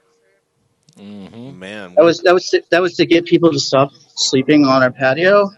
And then I think somebody was like so upset that we did that they crapped on our patio. I was really happy about that. Thanks, Al. it's terrible.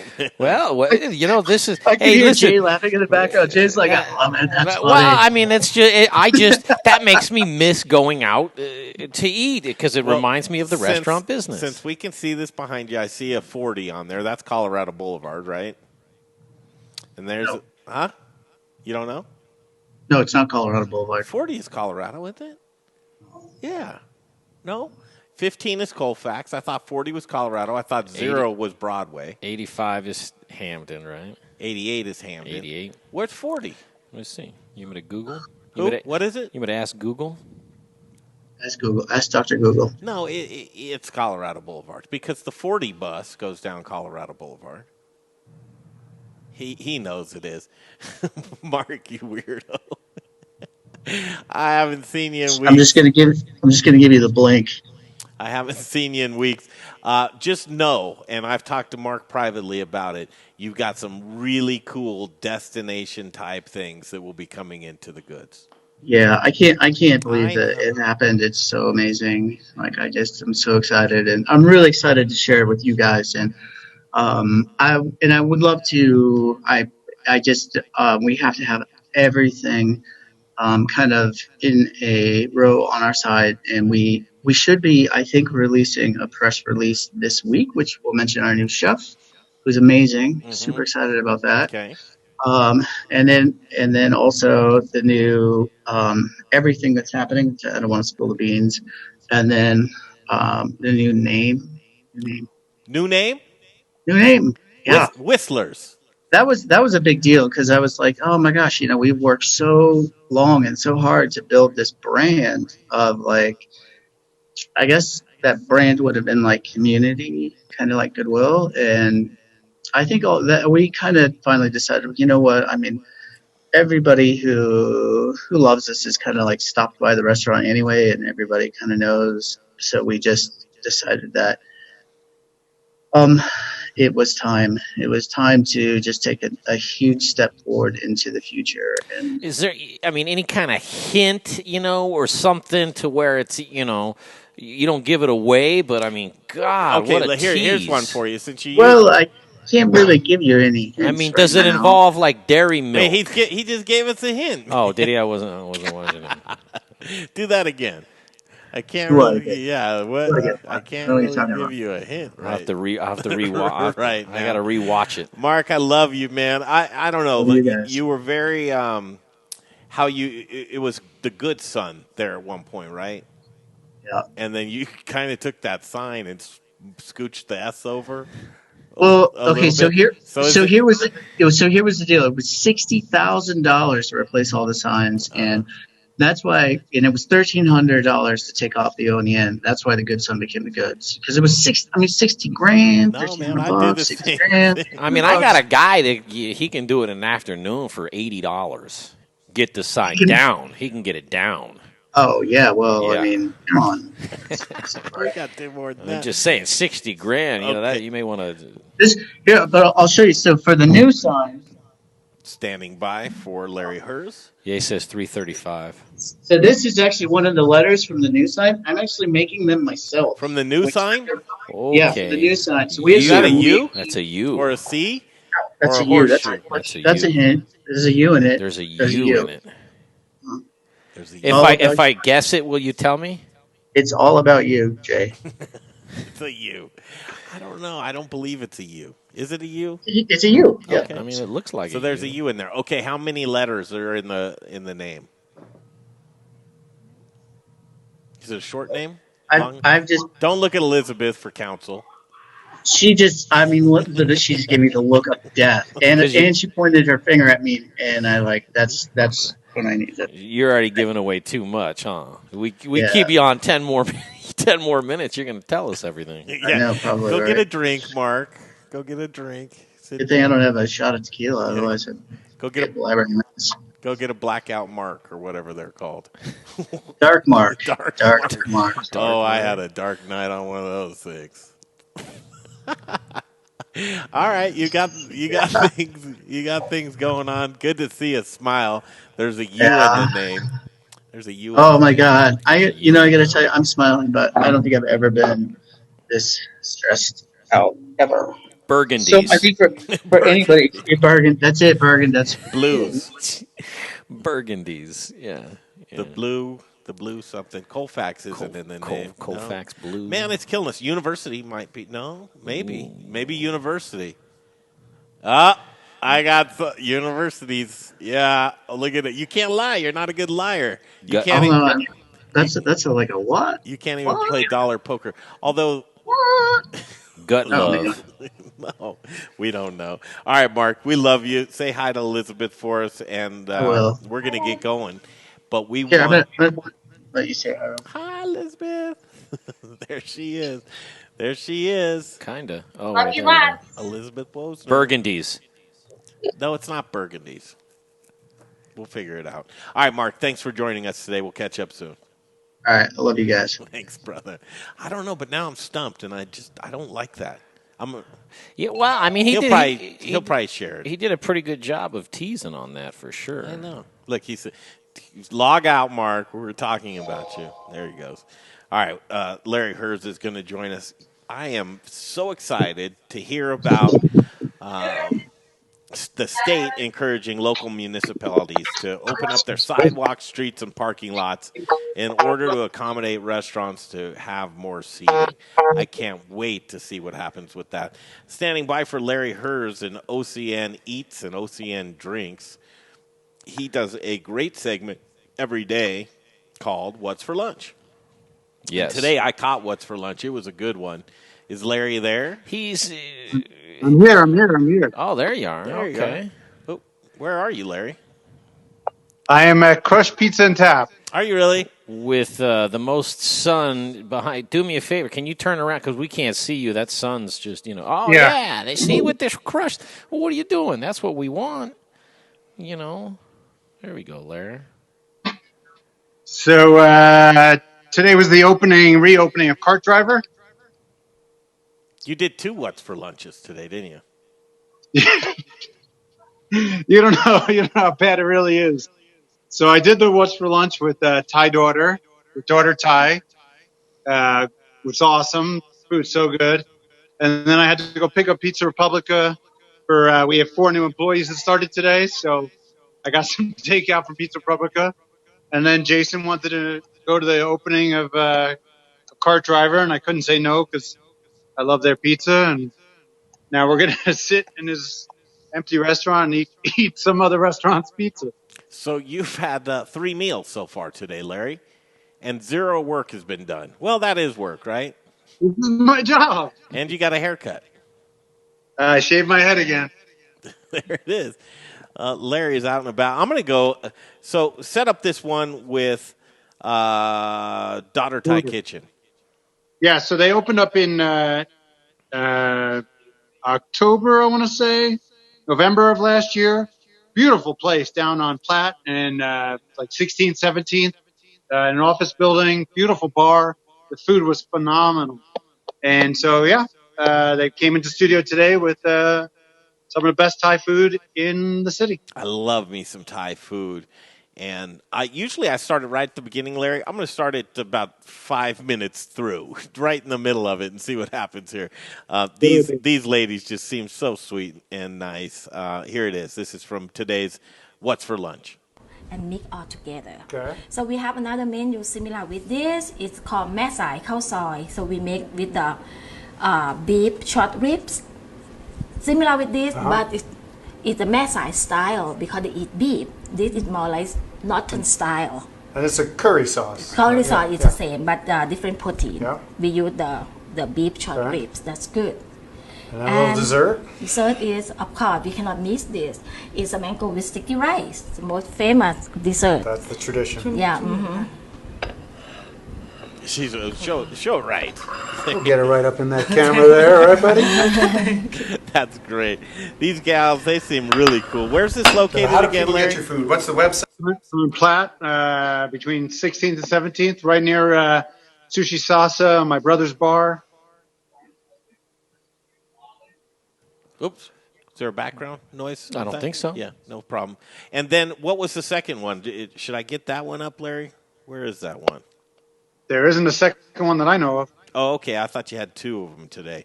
I guess the other one was just going over to Cart Driver, huh? And now we went to Cart Driver, picked it up, and I think you want to see what it looks like at all? Yeah, let's see it. Okay. Jason's got it outside. He's taking some pictures for me.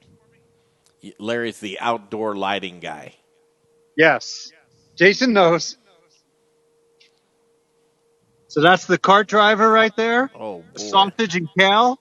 Sweet shot of the box there, buddy. Yeah, go slow. Am I taking better pictures? Well, you're giving us 5% of the pizza, 90% of the box. How about now? Oh, yeah. That looks good. That looks good. All right. Where's McGovern? You guys got to eat that, man. Right? I mean, I'll eat it eventually. Are you going to take it home with you? Yeah, I'm taking it home. And actually, while I'm here, I'm getting my wife, she loves Jason's gluten-free pizza. My wife's got celiacs. And then my daughter loves his wings, so we're going to take home some wings.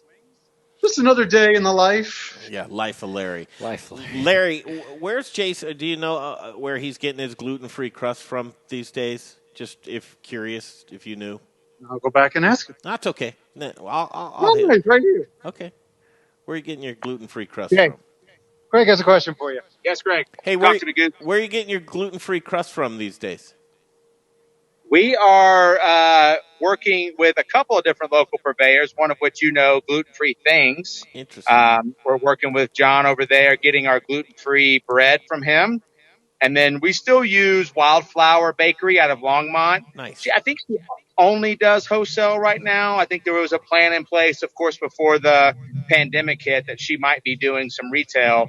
But after Victoria's went under, unfortunately, we ended up moving on to John with Gluten-Free Things. And, we've been happy with that so far. So Cool, man. I'm seeing that pizza out there. You got to eat that, right away, don't you? fortunately, I work at a pizza restaurant, so I can heat it up at will. So, but yes, I do. Yes, you can. Good to see your face, man, as always. All right, good talking to you guys. Jason Here's Larry. Montgomery. Yeah, Larry. Larry. Yeah. Openings and closings, man. Oh, he's eating some. I got my list. Hold on, going back to my list. Yeah, no doubt. It's always there's a vibe around the city today, with Mark Whistler and Larry. Everybody looks like they got giggles about, so they know something we don't. Well, I think just that's not just today. What you got for us, Larry? Reopenings. No closings really that I know of. Jim has opened a landmark. Lola. Oh, Larry. Beautiful. Reset, man. Your audio's going wonky. Your whole thing's wonky, man. Go back to my face. There you go. Start over. We can't see you yet. We're waiting for it to kick back in. There he is. Hey, how you doing? Hey, ready? Yeah, I don't know if it's Kind better. of, you kind of went into a tunnel there. Yeah, bad spot. Can you relocate? Can you? I can relocate. Thank you, Larry. Larry Hers, OCN Eats. I got a whole empty restaurant to myself. Man. Any better? Yeah, we're waiting for your video to kick back in. There it is. Yep, we got you now. Thank you, Larry, for doing that. Sure. It's weird sitting in a restaurant. The only thing that's it just piled high with pizza boxes. Look at that. And that's the buy a pizza, give a pizza promotion right there. Oh. Larry, start the openings over again so we can get the okay. Charlie's Place in the Landmark, Jing, has reopened. Jing for upscale Chinese food. They do a nice job. Charlie from Little Ollie's. And then David Query's place, Lola, is reopening on the 21st. Lola, Coastal Mexican. Mm-hmm. Cart drivers both opened at 3 o'clock, and me and Jason were there at 3 o'clock. We were the first customers, the Low-High location. They also opened up Rhino today. And I got the cart driver pizza. So it's got sausage, kale, and chili flakes on it. So the name of the game coming up here, Larry, are folks are going to try and figure out what kind of outdoor seating that they can put together. Off the top of your head, who do you think's going to just be a winner right off the bat because of ample outdoor patio space and or space around? That place you showed us the other day with all of that outdoor seating, what was that called? It was right by Avanti? It was Happy Camper. That's got to work in their favor. I think I'm picturing bigger, like the Landmark. I could picture them using that parking lot or, streets like Larimer. I could see them shutting down Larimer Square, putting tables out in the street. That's gonna be, and then the licensing that they'll have to allow them to serve liquor outside of their normal patio, which I'm sure they'll do. I would think they'd be crazy not to. Put your restaurateur hat on for just a minute and think about, you're offered more space, but it's like in a back parking lot or an alley or even a street. Would you want to take your business out to kind of an uncontrolled environment that you don't know how it was sanitized or if someone took a leak in the street or in the parking lot? Just the really unknown, or would you keep it reeled in? Because as I'm checking in with operators and restaurateurs, the temperature is a little bit different on each side of this thing. Yeah, I know there's so many people that are not interested in opening up their dining rooms at 50%.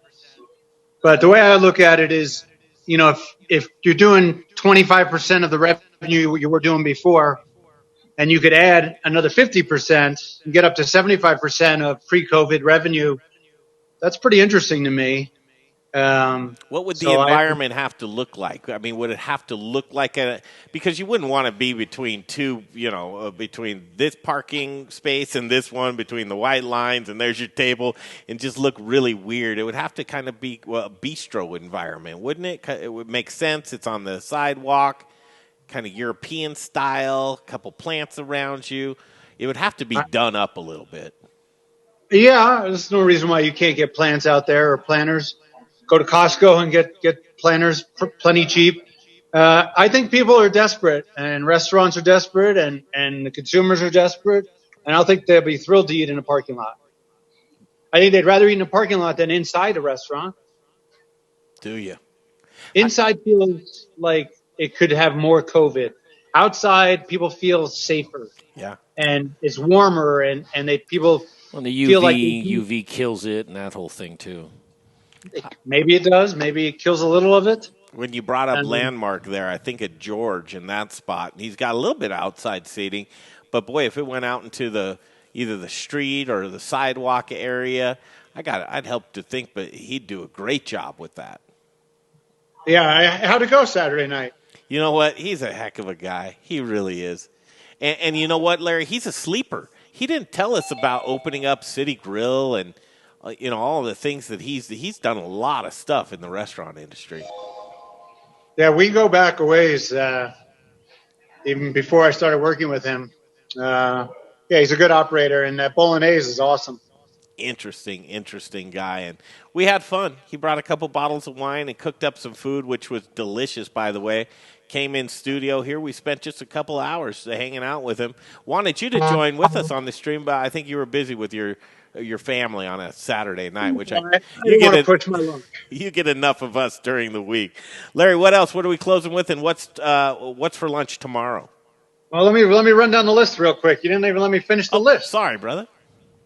Matsuhisu, some of the best sushi in the world, reopened in Cherry Creek. I live about 800 feet from there. And do you agree it's some of the best sushi in the world? Absolutely. A Nobu concept and none better. You just better be ready to throw down some plastic when you get in there. Yes, I can't afford to eat there, to be honest with you. Yeah, a good dinner, and you start letting it come to you. It's going to be 500. I told you Choppers was reopening. They have reopened. Salt in Boulder has reopened. That's Bradford Heap's place. Bacon Social Littleton has reopened. Catavella is doing a crawfish boil. Elise Wiggins there on May 23rd. $125, feeds 4 people. At Catavella crawfish boil. Inventing Room reopening June 7th, selling tickets to a different model, $15 for the show. And then I want to show you what the pizza looks like. I'm going to have a bite of this cart driver pizza. Okay. You got all ready to go. Get that whole piece in your mouth. Yeah, you're going to show off, man. Do something fantastic here. You want to see something fantastic? All right. Yeah. All right, so here we go. Yeah. Now, first of all, does it pass the test? Is the grease going to run down your... This is Neapolitan style. Oh, that so looks a little delicious. different in New York, but it folds. Oh, God. And then look at the sausage and that kale on there. You want me to shove the whole thing in? I can do it. Yes, I do. Yes. You can't get that whole thing in there. Yeah, he got most of it in there. That's pretty good. Yeah, delicious. Oh, Larry, always up for a challenge. That's a good... He's a lunatic. Bye, Larry. See you tomorrow, man. I'd ask you what's for lunch tomorrow, but I don't think you can do it. Can you do it? You can't? No, you can't. He's like a dog. He's like a dog. Don't kill yourself, trying to man. chew on peanut butter. All right, Dr. Sarah Metz coming up. Rich Schneider says, "Ouch." Watching Larry eat. I feel like we're having a food orgasm right now, like an orgy right there. Well, and we're watching, right? I mean, what is that? It's not all of us. I don't know. Oh, doctor, it's Monday. It is Monday. What do you do Does with it those? sound like a Monday for you? You know, it feels like a good Monday. Lots of good. optimism in the air. I'm excited for our restaurant friends to start thinking about what reopening will look like. And the outdoor space thing, that just excites me because I'm a big fan of patios to begin with. Well, and it's that time of year. People are already in the mood for farmers markets and being outside. And so it's another one of those. I think people are overwhelmed at the idea of having to pivot their concepts. But I think I'm with you. I like eating outside. It's definitely the time of year for that.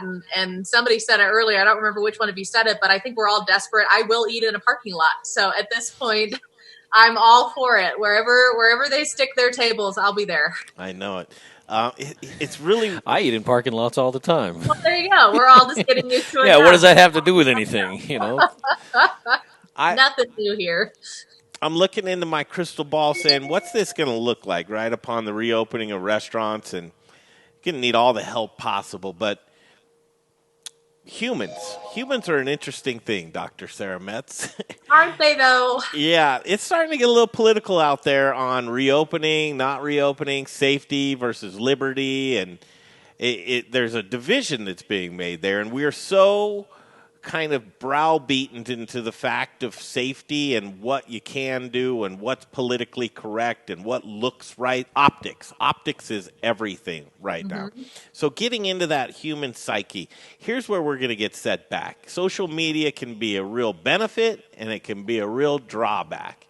And I'm already starting to see people on little next door groups. You know that little saying, here's a photo of people at the park. There's like 8 people together. Let's all go out there and shame them and Right. take pictures and share them in your community. The minute that restaurants that are doing it right, they're doing all the right things, they've got some outdoor seating, they say, oh, we haven't been together in a while, let's all get together and take a selfie. And then they're at one of our favorite restaurants. And Yep. all of a sudden that's on the internet of them being irresponsible. Yeah. What are we going to see? And is there any way to, what kind of message can we get? How can we deal with humans? I'm so confused with it, but I see it coming a million miles away, and I just don't want people to turn into the COVID police. But I also but I also want people to be respectful and maintain the safety and order. But I don't know. It's so blurred right now, Doctor. Well, and I think restaurants and teams, managers need to sit down with their folks and really talk about what is the messaging that they want to put out, what's going to be acceptable and what's not, and to have teams prepared for there will be the COVID police and there will be people who are nasty and shaming. And that's unfortunately the not nice side of humanity. And I think it's really important for teams to be prepared for that. And to figure out ahead of time, how are they going to manage their social media presence? How are they going to manage if people do post in the review section, your food is great, but you guys are totally making everybody sick? How are they going to manage that? How do they want that to look? So there's going to have to be a lot of proactive planning. Unfortunately, that's just one more thing to add to their plates, but they have to plan for reopening the restaurant, and they also have to plan for 2 very different sides of the aisle and 2 very different opinions of what this should look like. And just really know, are they confident that they're doing what they feel like is best? And are they okay accepting that somebody is not going to agree and is probably going to blast them for it? Yeah. Boy, Jane, you know you're going to see this. Doctor, you know you're going to see it too. But, I don't want, it's like you ruined it for all of us type of thing. Don't ruin it for all of us versus like, you know what, that's innocent. That's very harmless. It's a few people that got together real quick for a photo, haven't been together in a while. I don't know how it's going to play out on the internet, but boy, the first week people are going to go around and police all of these new provisions. If we get more sidewalks, streets, and parking lots and loosened liquor laws, we got to be careful. We just have to. I don't think that there's going to be a real big problem with it, honestly. I mean, I don't. I think that you get a few libations. I mean, you're going to get a few people that do it for sure. From a restaurant operator standpoint, here's a table that's probably going to be about a $350 ticket, and they're ordering drinks and getting a little loose. But you see that table start. The masks are coming off, or how that looks, and the seats are getting closer, and you wave over a couple people to your party. This is the restaurant and bar business, man. How do you juggle that as a restaurant operator versus these are my customers, and I think you got to appeal to their senses. Well, and Greg, I think that's where you're making really good points, and restaurants have to be prepared for how are they going to deal with that? Do they have somebody who is on site who feels comfortable and has the skill set to go to that table and start to turn things back the way they need it to go? They're going to have to really prep for what are they going to do if and when they have the folks who are getting a little too lively and starting to invite a few too many people close. How are they going to handle that? Well, Doctor, you're coming into the Misfits Toyland and working with the service industry and all of us folks. These are going to be some of the things that as restaurateurs look to you of like staff and motivation and approaching subjects in the right manner of navigating through those things. You're going to have to be ready to talk to some people about how to approach these things. Where do you begin? So those are all really good questions, and I am working with Mary Mino and the Colorado Restaurant Foundation, and we're trying to come up with a couple of different approaches. So Code 4 Counseling is going to work with them to develop some trainings for managers, some group settings, probably still virtual, where we can teach them how to handle some of that. We're also trying to bring some additional clinicians on board who can do individual counseling because a lot of people are still struggling. and just with the psychological side and the toll this is taking on them. So we're bringing on some folks who will offer some counseling. We're also going to figure out how to do some training. So all of that's going to ramp up here in the next few days, the next week or two, because I think both sides of that, the individual as well as the manager side, is really going to need a lot of help. And I think coming up with some of these questions, writing them down and putting out some checklists for people.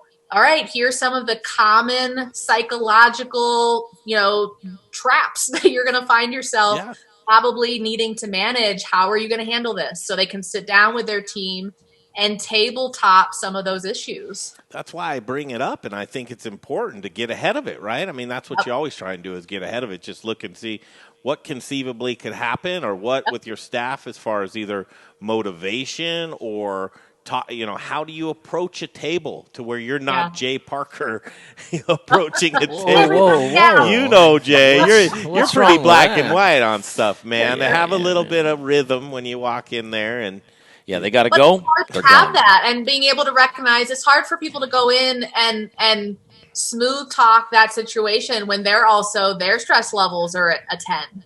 So figuring out, again, how to manage their individual stress levels to be able to manage those high stress situations, it's asking a lot of people right now. Hey, I'll say this, Doctor, and I, not for nothing, but restaurant folks, the Mark Whistlers of the world, the owners, right, the general managers, are incredible people when it comes to dealing with BS. If you're in a position where you're a front of the house manager and you're decent at your job and you've been there a while and everything, those are really incredible people in the sense of it's doing a job that somebody else on paper could do all day, every day. It's like, oh, I know how to do this, I know. But to throw them into it, is something different, right? So I take a little bit of joy of when Greg says, well, how are they going to – I don't know how exactly because I've never owned my own restaurant, but I can tell you this, that the restaurant industry have really thick skin and they're really intelligent in ways to manipulate – that's a kind of a bad-sounding word, but to manipulate a situation to calm it down, right? To where when somebody's freaking out, it's magic, and you go, well, look at this over here and stop thinking about what makes you mad over here, So I think a lot of that is just going to play itself out as a restaurant person would do, but it also gives those people of the world more ammunition to be like, oh, you cut me off? Right, I had 4 drinks. You cut me off because I was huffing ether in the parking lot. Different than you cut me off. The conversation's like, you're telling me not to stand next to my wife. Right. But I think But I think that those picture. That's my daughter.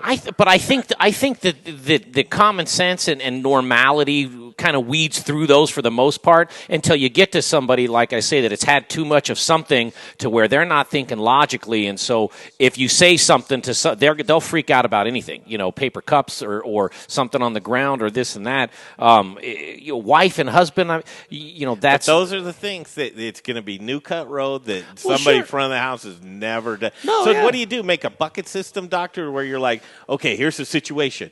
There's a crowd on a patio. Are they blatantly not social distancing, or is this are you going to have to do a little drop down thing for people? To some extent, I think it will help, not because that will give them a all inclusive, now we have an answer for how every situation is going to be handled, but with some of the ones that people can figure out, these are definitely going to probably happen. How would you manage that to build up the confidence for folks to say, okay, I have some of the language. I have some knowledge of how to manage that, so people don't walk into this thinking, I have no idea. I don't know what's going to happen. I don't know how to deal with it. I don't know. I don't want to get in trouble. I don't want to lose my job. So just kind of giving some people some basic script of these are some situations you might see, and this is a basic script of how to handle those situations. And this is behavior that will be acceptable. We don't want you going this far. Are you kicking people out? Are you cutting people off? And having those conversations with people ahead of time to cut down the learning curve. This is going to be a huge learning curve for people. It's stuff that they've never seen before. Here's one for you, Jay and Doctor. So you're a table of 4, right? You're hanging out. I'll solve this in 20 seconds. Go ahead. Okay, you're going to solve it. Table of 4, right? Table you're of sitting 4. down. Yeah. There's one table on this side, one table on this side, and you can't sit there, but there's another table after that. Okay, so one table distance. another table of 4 sits down, and these are your neighbors. You know these people. So they go immediately to you and say, Jay, what we want to do is we want to take this middle table and push it together with ours, and we want a table of 8 with those folks that are over there. Yes or no?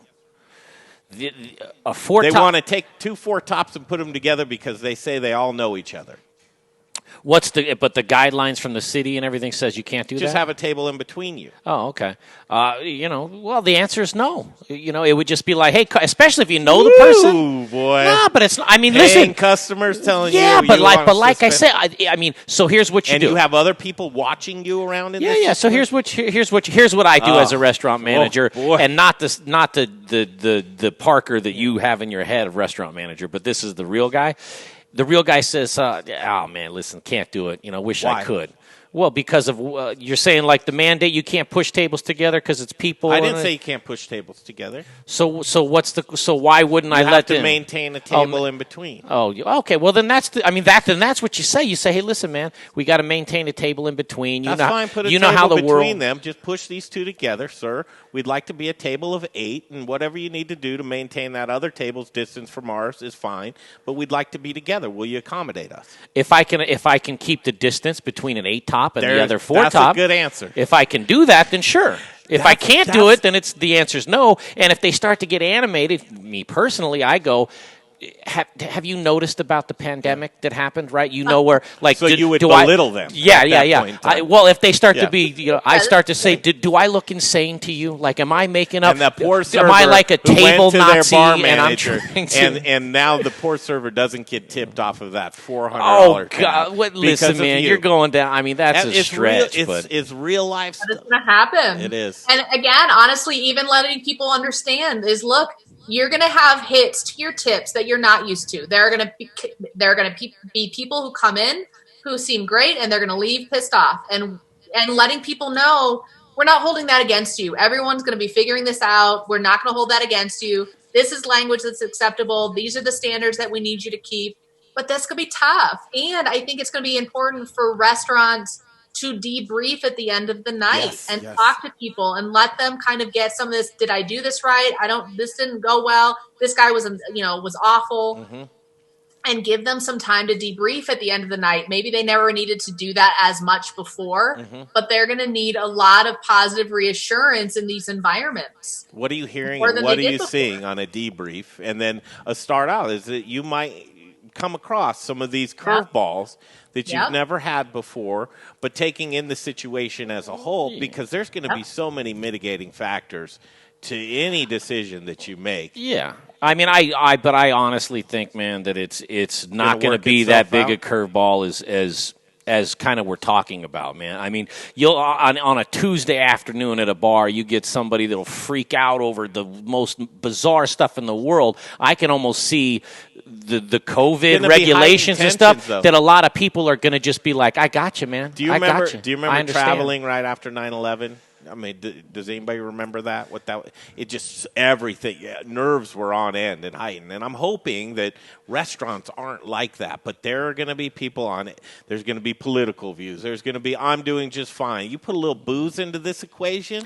Well, I mean, like I say, it's going to give those people a couple more bullets in their gun to complain about stuff, right? And to get cut off, and then all of a sudden, even though it might be spawned by COVID, like to where you can't sit next to this table for whatever reason, that may turn into a Yelp review that you have the worst chicken parmesan in the world, and have nothing and say nothing about the COVID, but that's how they take out their frustrations. Is just Dr. Metz, here's a recommendation. Getting into this hospitality portion of it, get together a Facebook group of sounding off. Like, what did you experience today on the front lines? And have a group of just front of the house people. Make it a private group. Get them in there and start what happened to you? How did you handle this situation? Yeah. What are those? Because truly that's what's going to be needed right now. It's going to get bizarre. Well, and that's where, again, us figuring out, again, how to maybe bring that into the show, too, is have some call-in opportunities for people to say, this is what I experienced, and I'm happy to help sound off on that and bring other people on board who can give a little bit of that advice on how to handle some of these situations that are coming up. I'll straighten them all out. Wait, such a great idea. So, Doctor, would you be open to if we put it out there and publicize this, say, for next Monday, an open Zoom call in front of the house people, we get it on here, and we just sound off and have this discussion on the show? Absolutely. You can record it, and then they can look at that later the same way you always do these shows. Is absolutely they can do that.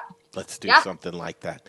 Cool. What else? What are we missing today? Sorry to take you off on that tangent. I'm just trying to look into this. It's not a tangent. I think that's exactly what people need to be prepared for. Is there's so much logistics that people are thinking about, and you're saying, hey, everybody, there's this whole other side of it that you got to be keeping and mindful of, and I think that's really important for people to remember. I mean, I've kicked people out because they wouldn't adhere to the dress code downtown when they come in and you say, hey, listen. No, but it's the truth, though, right? So those are going to be the same people. The same people when I say you can't have your hat on backwards because it's our rule. It has to be straightforward or Why no wouldn't hat. You have an extra dress shirt at the door, though, or something like that, you know?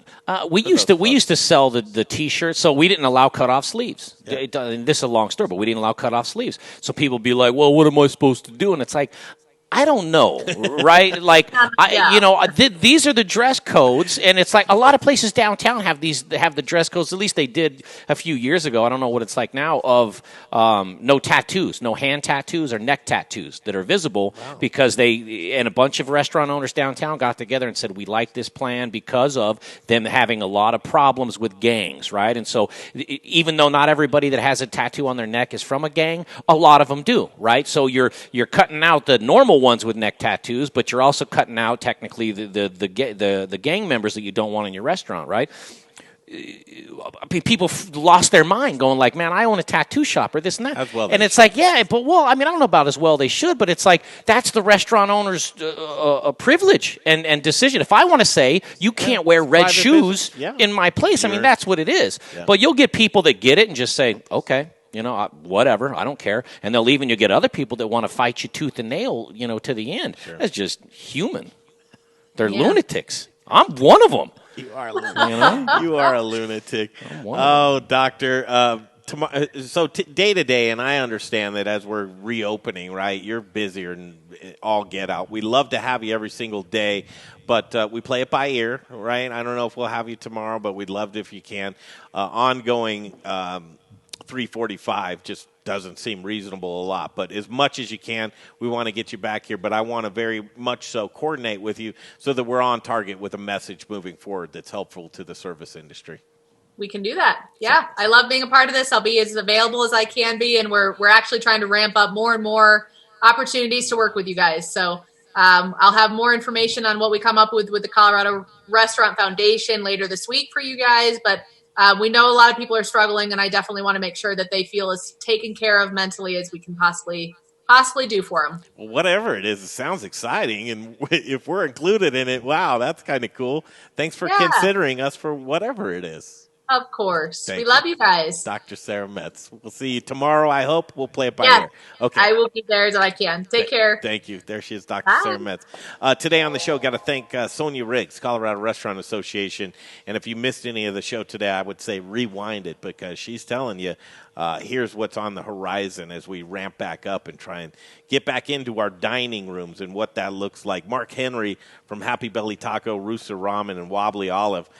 Thank you, Mark Henry. Chef, it's always a pleasure to catch up with you. Bryant Palmer and Mark Shaker from Stanley Marketplace, Mark Whistler and The Goods, Larry Herz, of course, every day here on the Modern Eater Show from OCN Eats, and Dr. Sarah Metz from Code 4 Counseling.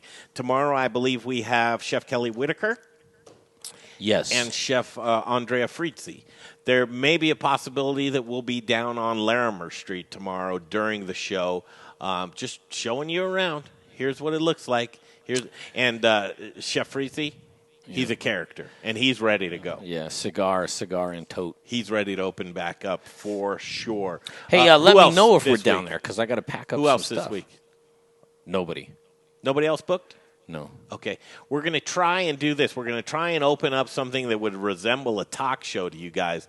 If we send out a Zoom link before the show, Would you click on it and interact with the show? If the answer is yes, we would love for you to either type on this stream right now, yes, on the Modern Eater Facebook page, or just send us a message. We want to get more interaction with you guys out there in the community.